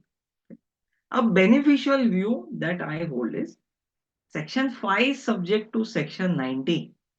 Then why not Section 6? If the scope of income itself is altered, and there when you refer to scope of income, it is scope of income for a resident. The scope of income for a resident itself is getting altered. Then why not Section 6? If you treat this person as a non-resident as per the treaty, then Schedule FA disclosure should not apply to that person itself. But the problem with Black Money Act is, as per Section 83 of the Black Money Act, DTA does not apply to black money law. That is a problem. And definition of residence under Section 2. So, under Section 210 of the Black Money Act, it directly refers to the definition of the Income Tax Act. So treaty does not alter your residence under the domestic tax law. That is the legal view. I understand that. But what if you take the beneficial view that yes, for a treaty non-resident, the act itself should not apply, or it should be applied in a modified manner, and therefore Schedule FA should not apply. So this is a very technical discussion. There is no clarity on this also. So there is no clarity on how to treat a treaty non-resident under the income tax law as well as the ITR, leave alone Schedule FA. Okay. So this is where that comes up. Okay, now certain small points again that can come up for deliberation or where there is confusion are one. Do you have to disclose in both? Yes, you have to disclose in Schedule AL as well as Schedule FA. The instructions are very clear. Now, what if you are a minor? Then what do you do? Do you disclose only your foreign assets, or you disclose the assets which are in the name of the minor there? Okay. Here is where there is a judicial decision which I have covered. Okay. But the short answer here is yes. If the income is clubbed in your name, then the asset disclosure also has to be made. Then this is something that we have already dealt with, peak balance. In certain schedules, they have sought the peak balance. The initial and the closing, it is typically at cost.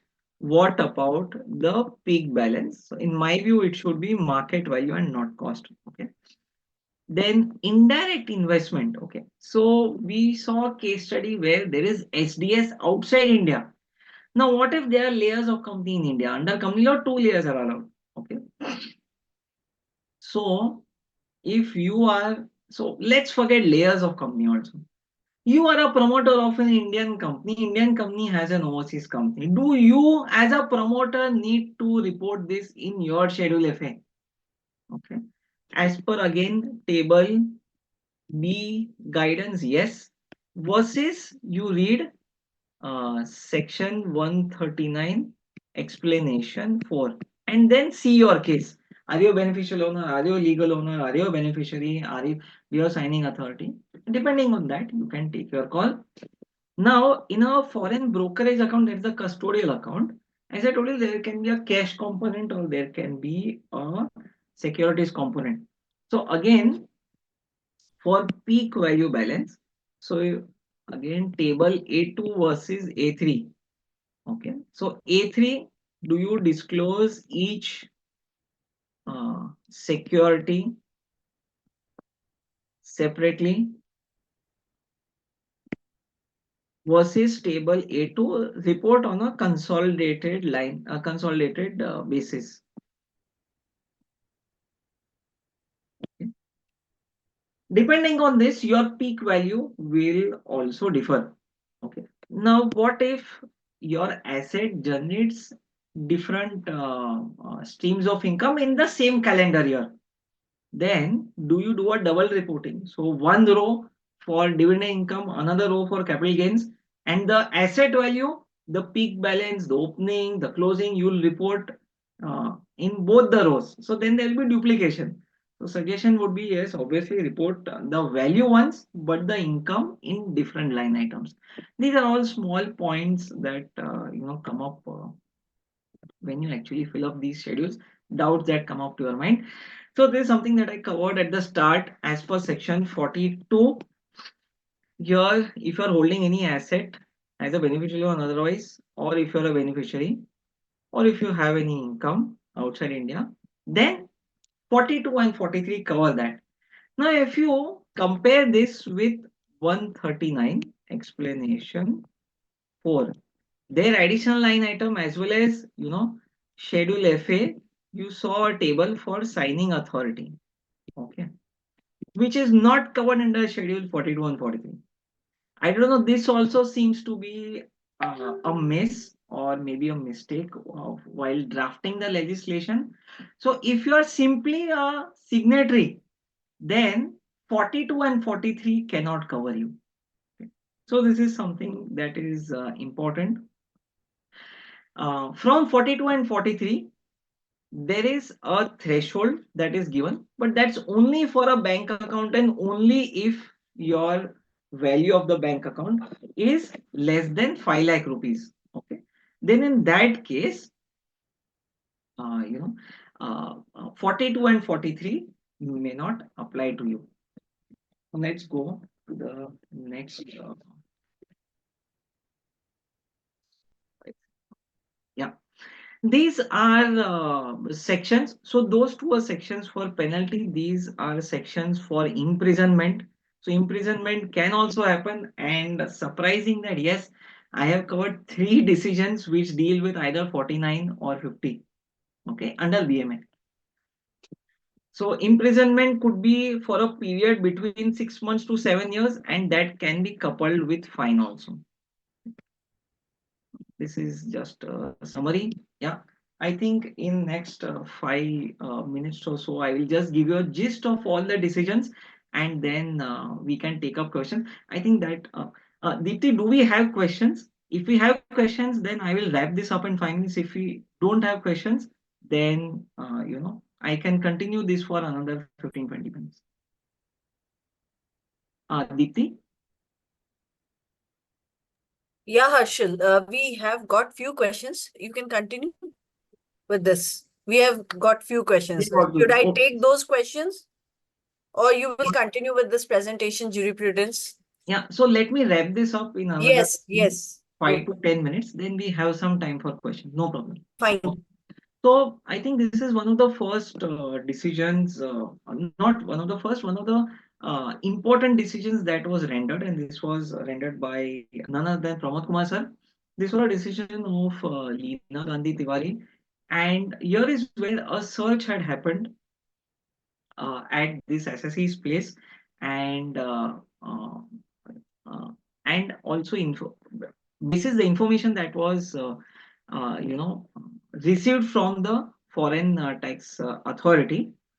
This person was a signatory to a foreign bank account. The facts were that there was some trust that was outside India, and the mother had, upon the demise of one of the parents, the mother had transferred the trust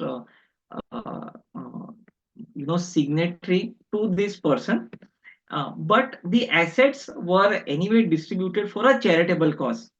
Now, the crux of this decision and how it turned was, uh, it was a bona fide case. Okay, that was one. Second, the lapse was obviously only an inadvertent mistake. Uh, Here is where the human probabilities argument was also used in favor of the taxpayer. Though the person was a signatory, the mother was not in a position to travel abroad, and therefore this person was listed as one of the signatories. Being a genuine case, the tribunal laid down that the section contains a discretion to the assessing officer. Okay, it gives a discretion to the assessing officer. It is not a mandatory penalty in nature. It is a discretionary penalty that the officer can levy. So, taking the keeping the facts in mind, that it was a very genuine case. So, one, bona fides had been established. Second, the funds were actually distributed for charitable cause, which again gave away that yes, it was a very bona fide case. There was no mens rea, etc., and therefore the assessing officer should exercise the discretion in favor of the assessee by not levying the penalty, not otherwise. Okay, so this decision has then been relied upon other decisions also, like Tejal Ashish Mehta. Here is where the assessee failed to disclose a life insurance policy outside India, and here is where, relying on Leena Gandhi theory decision, the appeal of the revenue was dismissed. Then we come to the decision of Ocean Diving Center. This is also a very interesting decision. So here is where they had not disclosed in Schedule F. They had not disclosed in Schedule F, but disclosure somewhere was made. How was it made? Okay. Under Schedule A balance sheet as investments. So this company had disclosed the investments not under Schedule F, but under Schedule A balance sheet under non-current investments. The question was whether 43 can actually apply in such a situation. Now, if we read section 43, 43 simply states, if any person being a resident other than NOR who has furnished the return of income for any previous year under section 139 1 or 4 or 5 fails to furnish any information or furnishes inaccurate particulars in such return relating to any asset located outside India held by him as a beneficial owner or otherwise, or in respect of which he was a beneficiary relating to any income so and so, the assessing officer may direct that such person shall pay a penalty of 10 lakh rupees. Now, where is the disclosure mandated? In the return. At what place in the return or under which schedule in the return has not been given. So therefore, since the company had disclosed this as a non-current investment, but not under Schedule FA, the tribunal considered that yes, that disclosure was a sufficient disclosure for the purpose of section 43, because 43 does not specifically refer to Schedule FA disclosure. And that's how the case turned in favor of this SSE, and that's how 43 was not levied. Okay. Again, this is very, very important This is a Supreme Court decision way back in 1970s, where it has been held that if there is no mens rea, if it is a technical or a venial breach, then in that case, the discretion should be used by the assessing officer in favor of the assessee, not otherwise. So this is a very, very important decision. Obviously, then in case of 271 1C, then Dharmendra Textiles, Reliance, etc. was there. But all those do not apply because those were specific to 271 1C. Whereas this is a general decision in case of levying a penalty for non-disclosure. So therefore, this decision has been and can be applied in case of section 42 and 43 non-disclosure. Okay. Then we go to another decision. So here is what this person had incorporated a company, and the company had made certain investments. Okay. Now it is very weird that for the investments that the company had made and the financial transactions that the company had actually done, so that was basically investing the surplus funds in investment products in UAE.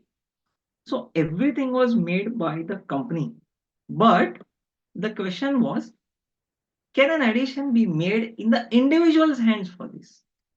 Okay. So here is where a strict distinction was made that yes, the foreign company is a separate legal entity. This person has not contributed. Where has that been mentioned? Yeah, somewhere it would be in either of these slides. So this person has not contributed towards those investments. This person has simply contributed towards the share capital of that company. So therefore, this person cannot be called as a beneficial owner. Poem of the company was also outside India. Okay. Yeah, here itself. Invested its own money and resources. Neither there is evidence to show any income of the appellant was taken abroad and omitted to be taxed. Then it is a separate legal entity, investments, okay, dividend purchased to non-resident company and cannot be taxed in the hands of the company. So therefore, since this person did not contribute, he cannot be held to be the beneficial owner. So this can also be helpful for interpreting again table B. But mind you, this is a tribunal decision, not a high court or a Supreme Court decision. So therefore, we should be mindful of the precedents, adopting the precedents of this decision. Next, we go to another decision, which is Shobha Harish Thawani decision. So this is a decision which did not follow the Leena Gandhi Tiwari decision, although it has been referred to, but it has not been followed in the decision. Here, this person had invested in a foreign fund, okay, but the share of the fund, then the capital gain, income, nothing had been reported in the tax return. So therefore, here it was held that yes, SSE failed to substantiate that AO did not exercise his authority extravagantly.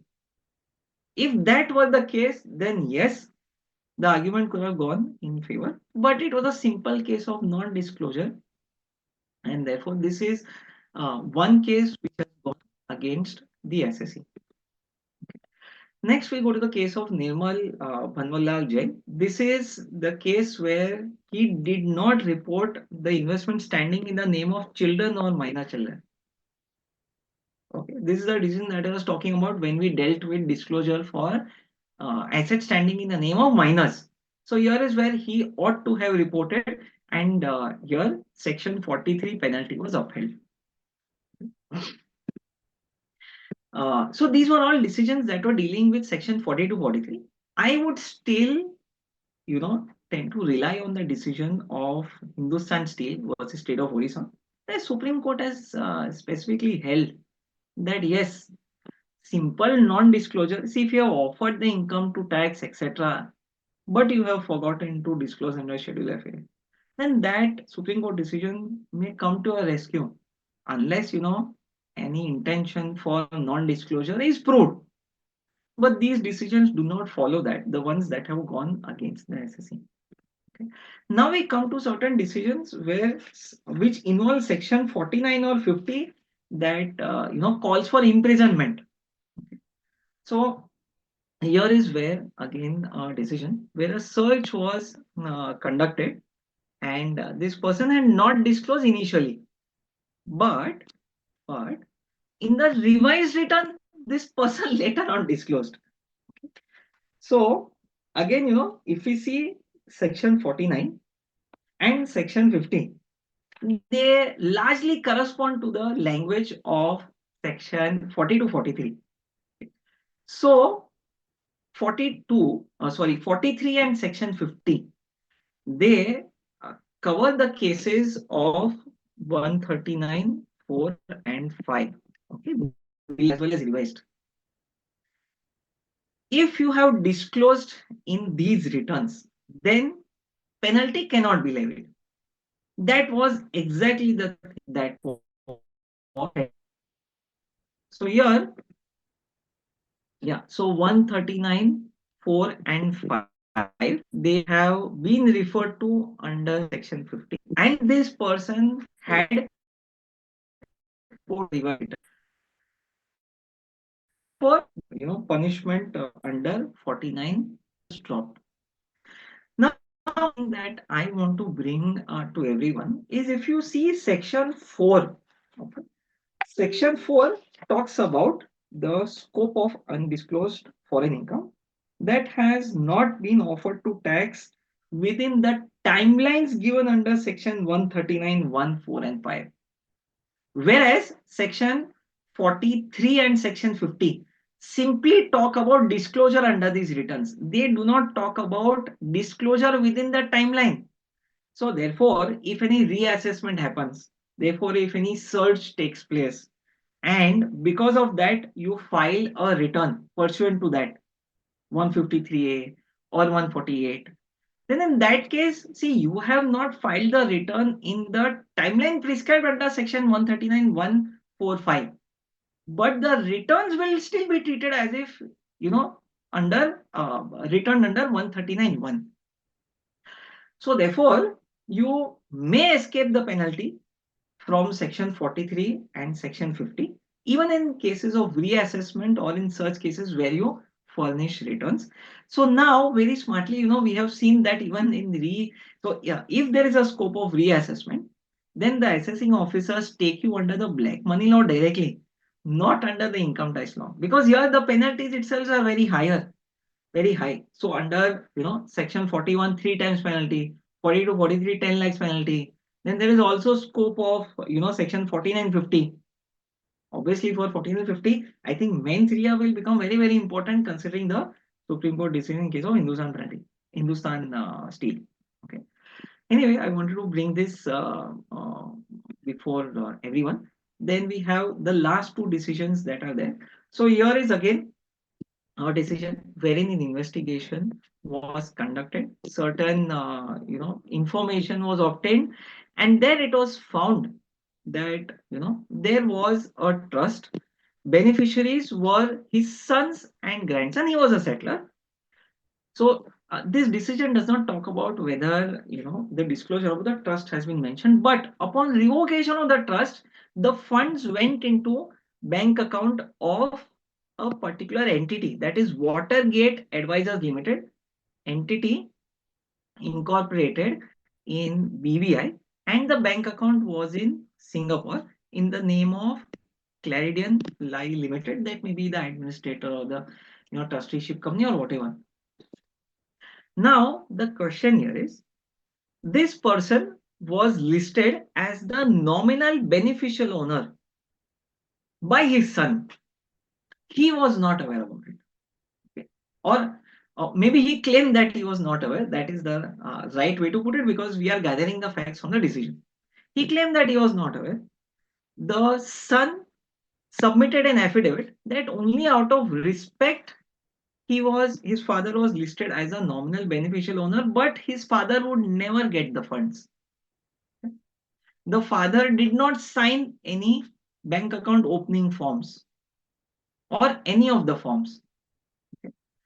And then this nominal settler position was also obtained out of a family arrangement. Considering all this, and there was also a decision, that sorry, we mentioned here somewhere.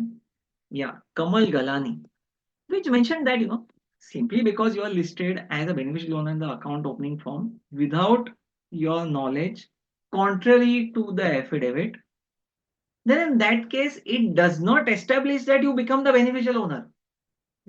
So you're relying on that. Yes, it upheld or it accepted the SEC's contention, and then it held that yes, you are not the beneficial owner. Now, beneficial owner has not been defined, therefore, you again have to go back to 139, explanation 4 that we saw. Yes, so that definition was adopted, and in this case, it held that SEC was not the beneficial owner. So, if you ask me, in my personal view, yes, if a person has been listed as the nominal beneficial owner, then it is very difficult to prove otherwise or maybe hold otherwise with due respect to the decision here. Okay. And now I think this is the last decision. Yeah, we come to the last decision. So here is again a decision where, yes, this person was the director as well as the shareholder of this entity. This person gave consent to being appointed as a director. Okay. Then he resigned on this particular date. Information was obtained through EY. Investigations were conducted, but SSC obviously put up his own argument that he had no obligation under the Income Tax Act because he was unaware and he had not accepted. Okay. He did not pay any consideration. So he was a director and a sole shareholder of the Indian entity. This is an Indian entity. But he was appointed as a director uh, in a foreign entity. Now, because of newspaper reports, he had transferred certain shares, etc., valued at so and so. Then later, the company was struck off, etc. So the crux here is the ITT held that yes, you are a director, you ought to know the existence of a foreign company and also your shareholding in that. So this was a unilateral transfer by the promoter. Okay. Promoter in name of this person. It was without consideration. The company also did not have any assets, including a bank account outside India. No benefit accrued to the, no benefit or no value can be ascribed to the shareholding. Tribunal held that yes, there is a non-disclosure that has taken place. Even though there was a unilateral transfer in your name, being a director of Indian company, you ought to have known that. But since the valuation mechanism fails, the company did not have any asset, the shareholding did not have any value. In that case, the valuation mechanism fails, and therefore Section 3 fails itself, and therefore there cannot be any liability under 3, and therefore Section 50 penalty, Section 53 punishment cannot be imposed on the taxpayer.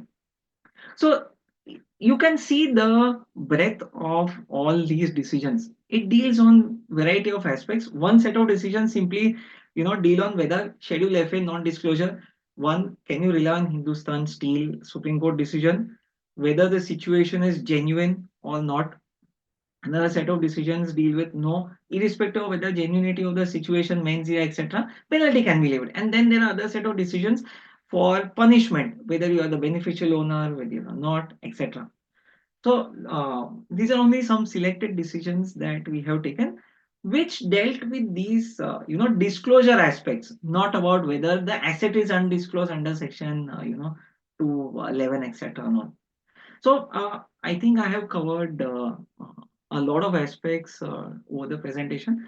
I hope that at least the main portion of how to disclose, because judicial decisions obviously deal with the consequence of non-disclosure, but how to disclose and certain issues that we know So that is something that will remain with you after this session, especially in light of 31st July.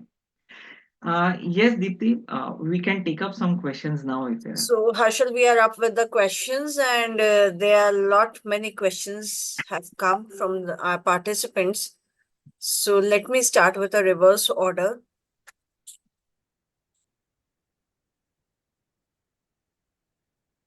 One of the major question everyone is having, the recording of this webinar will be made available on ICI YouTube channel. After 2-3 days, you can visit over there and you will get the recording. Second thing, the PPT will be shared by the committee to all the participants on their mail IDs.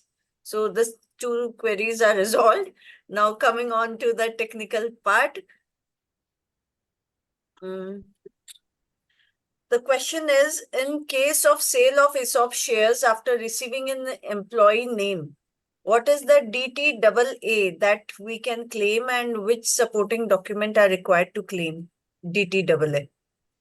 So that depends on the country, right? And most countries, India treaties, don't give exclusive rights to the other country for taxation. Even treaties like India UAE, where mutual funds are exempt, shares India still has the right to tax. If you see some treaties like UK and US, there nothing has been mentioned. It is simply left to the domestic tax law. So you'll have to refer to the respective DTA and then read it accordingly and arrive at the conclusion. But my sense is that if there is a foreign tax credit, you will be able to, take that against the capital gains tax in India. Okay. The next is, sir, whether each shares has to be reported under A3 tab or consolidated balance can be disclosed under A2. Sorry, can you come again? Whether each shares has Share. to be reported under A3 tab separately or a consolidated balance can be disclosed under A2. Yes, yes. So this is something that I have taken in detail. I have given you arguments on both sides, but in my view, if you have details of each and every asset, yes, please do it under A3 and not A2. Okay. So the next question is, a person is getting salary in India for overseas deputation in the branch. However, person is non-resident as he is residing outside India more than 182 days. So in that case, disclosure of foreign bank account for receiving overseas allowance, how it should be treated. No, if you are a non-resident, there is no question of disclosure, right? I think this goes to the very basic. At the start, I had mentioned that disclosure applies only to ROR if he's an individual. RNOR, NR, it does not apply. And suppose individual acquired asset when he was NRI, what is the disclosure requirement when he becomes the resident? Full disclosure, right? Full disclosure. Yeah. So, right, you will have to also disclose the date on which you had acquired, the value at which you had acquired, everything. Okay. The next question is, I am holding a demat account. The shares held under it have not quoted on the stock exchange and do not know if they will ever get quoted. What should be disclosed? If the shares were acquired in 2010 and 11 and were paid in FC, how does one go about providing the cost? I'm not able to understand the question. I'm unable to get what exactly crux of this question. Moving on to the next question. Sir, whether we I have think, to report vested Harshal, options. Yes, sir, please. what the question maybe meaning is that we have to clarify those steps. That if a share is acquired in foreign currency, Right. Yeah. then whether it is to be disclosed as foreign asset. I think this is the question. So I think that's a very basic one. Yes. So all assets are acquired in foreign currency only. So, so as I told you, SBI buying TT rate at the particular date, you have to convert into INR and then report it. Yeah, correct. So, okay. Next question is, sir, whether we have to report the vested options of foreign company. I already dealt with that in Yes. great detail, so I'll skip that question. Okay, fine. Next is in case of ESOP schemes where employee is awarded units of asset pooling trust, which in turn invest in foreign group company. Under which table it needs to be reported. Please note employee only gets units of trust but not any share of group company. Shares are being held by asset pooling trust, which Understood. You can in report turn it. allot units of trust as ESOP. Understood. You can Yeah, report it under any other capital asset schedule. That is fine. fine. Okay. The next is 1 minute.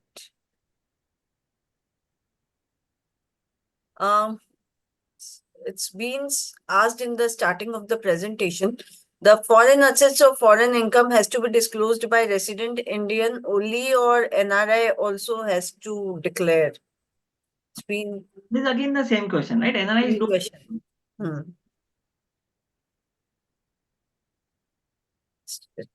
Where do we disclose purchase of shares in foreign company by employees? No, sorry, can you comment? Where do we disclose? Purchase of shares in foreign company by employees.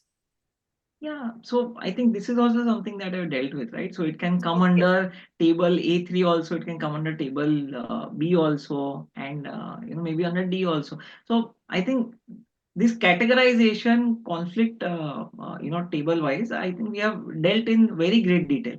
So they can go through the presentation once again if you have a doubt. Yeah. So next question is unlisted foreign company issued ESOP subsidiary company employees on zero cost basis. The ESOP buyback by foreign company discretion after 4 years and 25% $200 per ESOP. The redemption can be shown as long-term capital gain. Yes, it will have to be, right? You will have to offer the sale proceeds as per the capital gains tax. And when you actually receive, that will come under your salary income. Okay. And this is something I think this is some real life client problem he's dealing with. An employee went to UK on 6th January 2024 for first time and he is now posted there. As per the IT Act, he is a resident for the year financial year 23-24. He is not claiming tax paid in UK, which has to be refunded to him. Whether he has to fill schedule FSI and FA in the ITR form 2, fixed assets in ITR form 2. He has opened a bank account in UK in the year 2000 January 2024 and received salary for February and March 2024 in UK. It's a very long question. I Yeah. would say that, chat is not there. Deepti, you can share my email ID. They can send What I directly to me. can, if you want, I'll just share in the chat box. Yeah, Just please do that. that You will know, be the brief answer is that whether any income is, if you any asset is bought out of income, whether it is taxable in India or not taxable in India, that has to be disclosed, and Herschel has gone through that. So, but the bottom line is this.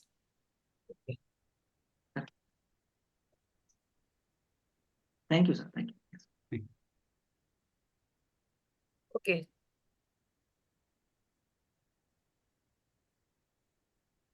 How to show the stock options received from US based company sold in US stock exchange, whether LTCG or salary income, what will be applicable to it? Like, So receipt of ESOP is nothing but 1726 perquisite, and subsequent sale is capital gains. So it's a very basic question again. how do we avail the SBI TTBR rate, which is authentic? So if you want authentic rates, you have to go to SBI branch and obtain that upon request. So I remember that maybe 20 years back we used to go to the SBI main branch near stock exchange, submit a letter, and then used to obtain all those things. Yes. Okay, fine. Foreign equity and debt interest schedule, please clarify when the peak value needs to be disclosed. When the peak value meaning whenever it is, right? Okay. So one question I have posted, it's a very long question. So I've directly posted in the chat box. Sir can go through that. I think Singh sir can go through that. Meanwhile, I'll ask other questions because we have got a lot of questions. Harshal, please. So No, under I'm more than construction happy. property in foreign country, where should this be disclosed? Any property is under construction in a foreign country. So where this should be disclosed? Yeah, so ideally, see, it can't come under immovable property before you get possession. So therefore, you can disclose it under other capital asset schedule, right? So you are allowed. So even in India, likewise, you are able to sell off your under construction property. So what you essentially sell is rights to the property. So rights do not convert into a immovable property. So therefore, any other capital asset, you can still report that. Okay, fine. Singh sir, can we have the next question? So, which I so far as posted? this question and any other question which the participant may have even in future, you can direct it to DTC. I mean, the email address would be available, and either Harshal will come back or somebody will come back to that. Right. So last question, shall we take this? If a foreign company declares dividend and the same is reinvested in the same shares, will it have to be declared and under what table? This is a very, very important question. One of our client has actually received a notice because of this, because the reinvestment was not reported. And unfortunately, she's facing BMA proceedings. So yes, you have to report that it is akin to acquisition of a new capital asset. So therefore, you will have to report that. Yes. Okay, fine. And another question again with related with SBI rates. The SBI rates are not available over internet. What to do in that situation? Also, in situation where a person gets ESPP, wherein the employer withholds some shares for tax and credit only the net shares. It doesn't involve sale of shares. How to make disclosure in that situation? That is cashless ESOP, right? So in cashless is also disclosure needs to be made. See, Okay. principles remain the same. Taxation principles remain the same. At first point in time, whenever you receive the entire shares, that will be yeah, perquisite. And then whatever sale takes place, that is as per capital gains. You will have to, report both events. First is receipt of share also, and then subsequently capital gains also you have to report. Okay. Okay, fine. The next question, again a question. Suppose if for earlier years disclosure is not made in schedule of fixed assets, can it be shown? Can the whole ESOP can be shown in the current year? Like if earlier years it has been missed to, then what can we show it in the current year? No, so current year anyway, you will have to show, right? So for previous year, Any penalty or anything will be there? pray to God that you don't receive a notice because there Ah, is absolutely no way out under this. See, it would be a very good step that, if 139(8) is at least included under BMA, 42, 43, even under Section 4. So if 139(8) is included, it will make life simpler for all the taxpayers who are, voluntarily wanting to revise their income. They are anyway paying 50% additional tax. So let them pay and let them revise, let them disclose. Why, unnecessarily burden them with such draconian, penalties? Yeah. Okay. So quickly now, which table to show in for investment in mutual funds? Yeah, so that I have covered. I think you can show it under other capital asset. Okay, other capital assets. Next question, having an international credit card issued by a foreign bank while resident outside India, is reporting is required? In my view, no, because No. that does not qualify under any of the table. It's not other capital asset also.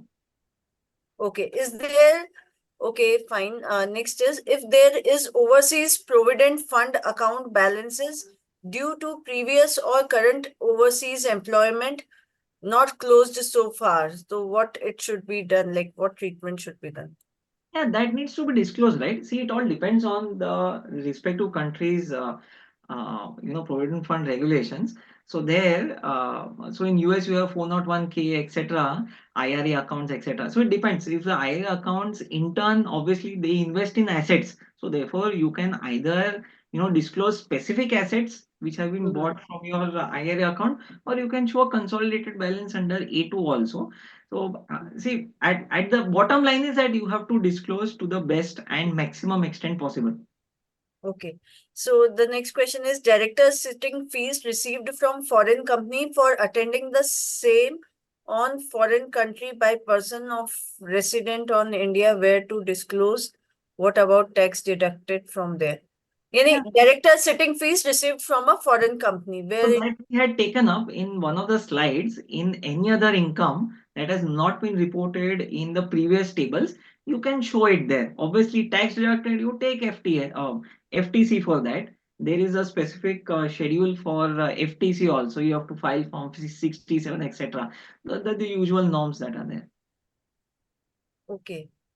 The next question is, can you please explain the intention of the government in collecting the information as per above tables? Is it applicable to non-resident or not ordinarily resident having taxable income in India? No, it is not applicable to them. So that's why disclosure is also not applicable to them, right? It is only for residents. Okay. Next is with respect to ESOPs or RSUs of foreign listed company that salaried clients have. They are already having this. Is it correct to report the dividend from such shares in table A3 or is it to be reported in the last table in others? In others में जाएगा कि table A3 में? Agree. See, if you are taking a stand that you want to report the ESOP entitlement under A3, then report the income there. If you are taking a stand that only upon exercise, I will be reporting that as a capital asset. So then till the time that you receive any income, you report it in any other income. See, because we have seen a lot of schemes. In some schemes, even when the assets do not come in your name, but in certain schemes the interest starts accruing on that. Then when you actually exercise, the income becomes your income. Okay. So this is one variation that you talked about. Okay, noted. The next question is under table C for immovable properties. Since the properties are jointly held in the USA, what should be the income reported in table C? Should it be 50% of the total income or additionally should the gross rent be reported and or should the net rent after deductions to be taken? Correct. The It prop- depends on your contribution, right? How much you have contributed. If you have not contributed and yet you are joint owner, then there is a Delhi ITAT decision which says that it will be assumed between husband wife, it will be 50%, and accordingly you report the income. Okay. Okay, one part is solved. The next question is that if the rent is received from that property, so that rent amount should be reported net of TDS or before TDS, gross amount? Gross. It needs to be reported gross, not net of TDS. Gross. Never net of TDS. Never. Okay. I think it's clear to the person who has asked. I think where we will show the sale of foreign equity. Yeah. In the same schedule, right? Foreign equity A3. Chicken. Fine. I think we are done with most of the questions. Next question. I would like to take this. Would cryptocurrency holdings fall under fixed assets? So this is, I think, a question that keeps coming up. First, under Schedule AL it will come, or under Schedule FA it will come. AL, though, I have no doubts that because AL does not distinguish between foreign asset and Indian asset. Okay. Schedule FA. So typically, if it is purchased from an Indian cryptocurrency exchange, then we take the stand that no, it should not be reported. If you have purchased it P2B from abroad, and if your wallet is in India, again we take the stand it's not a foreign asset. But obviously, this is only a stand that we take. Nothing stops anyone else from taking another view on this. Okay. Next question. in case of RSUs, shall we present the values net of shares sold by the employer, or shall we present the value for all the shares on gross basis? You'll have to report all the shares on gross basis. See, they simply sell off your shares to cover up your taxes there or in India, the TDS portion, whatever. Because if it is cashless, you don't need to contribute, and therefore they sell off a portion of the shares to meet the TDS obligations. That doesn't mean that you have not earned the portion of the shares that have been sold. Okay. And the treatment of unlisted shares received under RSUs will be? What will be the treatment? No, sorry, I didn't understand. Treatment We- means That is the question. But it's in continuity with the same question. so you have to report it in the same manner where you report the shares that are continued to be held by you. Okay, fine. And the last question of the session, where do we report K1 box 2 income or loss on the income tax return? Should it be reported under income from house property or income from other sources? It's a very technical question. Last question. No, so but that person, I have a general background about K1, but I specifically, I'm not aware of what is box 1 income, what is box 2 income. So in absence of that, unfortunately, I'll not be able to answer right now. But if that person wants to send me the question, I can do some research and get back. Fine. Thank you. Thank you, Harshal, for answering all the questions very well and very quick on that. It was just like a fast rapid round because we have got more than 75 questions in the chat box. So I tried to cover maximum, and I think I was able to ask most of the questions. And thank you, Singh sir, for being there. Because if a mentor is sitting with us, we feel like wherever we get stuck, you are there to help us out. And thank you. It's my pleasure, and thanks a lot, Dipti, for conducting this so smoothly. And thanks to the back office, DTC office, for organizing this and ensuring that it goes very smooth. And most important, thanks to Harshal for taking everybody through the concept, the finer points of reporting, the issues which have arisen, the decisions of the various judicial fora, which will be very, very helpful to the participants while preparing the return and while advising their clients. I'm sure all of participants must be very benefited. And as Harshal said a couple of times, please go through the presentation, which will be available, and read, hear it, listen to the discussion. Many of your doubts may get cleared once you go through the presentation. Yes. Thanks everyone for being here and enjoying a nice presentation and very, very useful presentation. Thank you. Thank you, sir, for being throughout the everyone entire session. So, my blessing that, sir, you were there through the entire session. Yes. Thanks, Deepti, for moderating the session. And thanks, Aisha. Always. My pleasure. Great to be with you all here. And thank you, the chairman and the vice chairman, Piyush Chajer sir and the Srinivas sir, for organizing such wonderful weekly webinars by the Direct Tax Committee. Thank you, everyone. Stay tuned with ICI webcast. Bye. Bye. Bye. Thank you.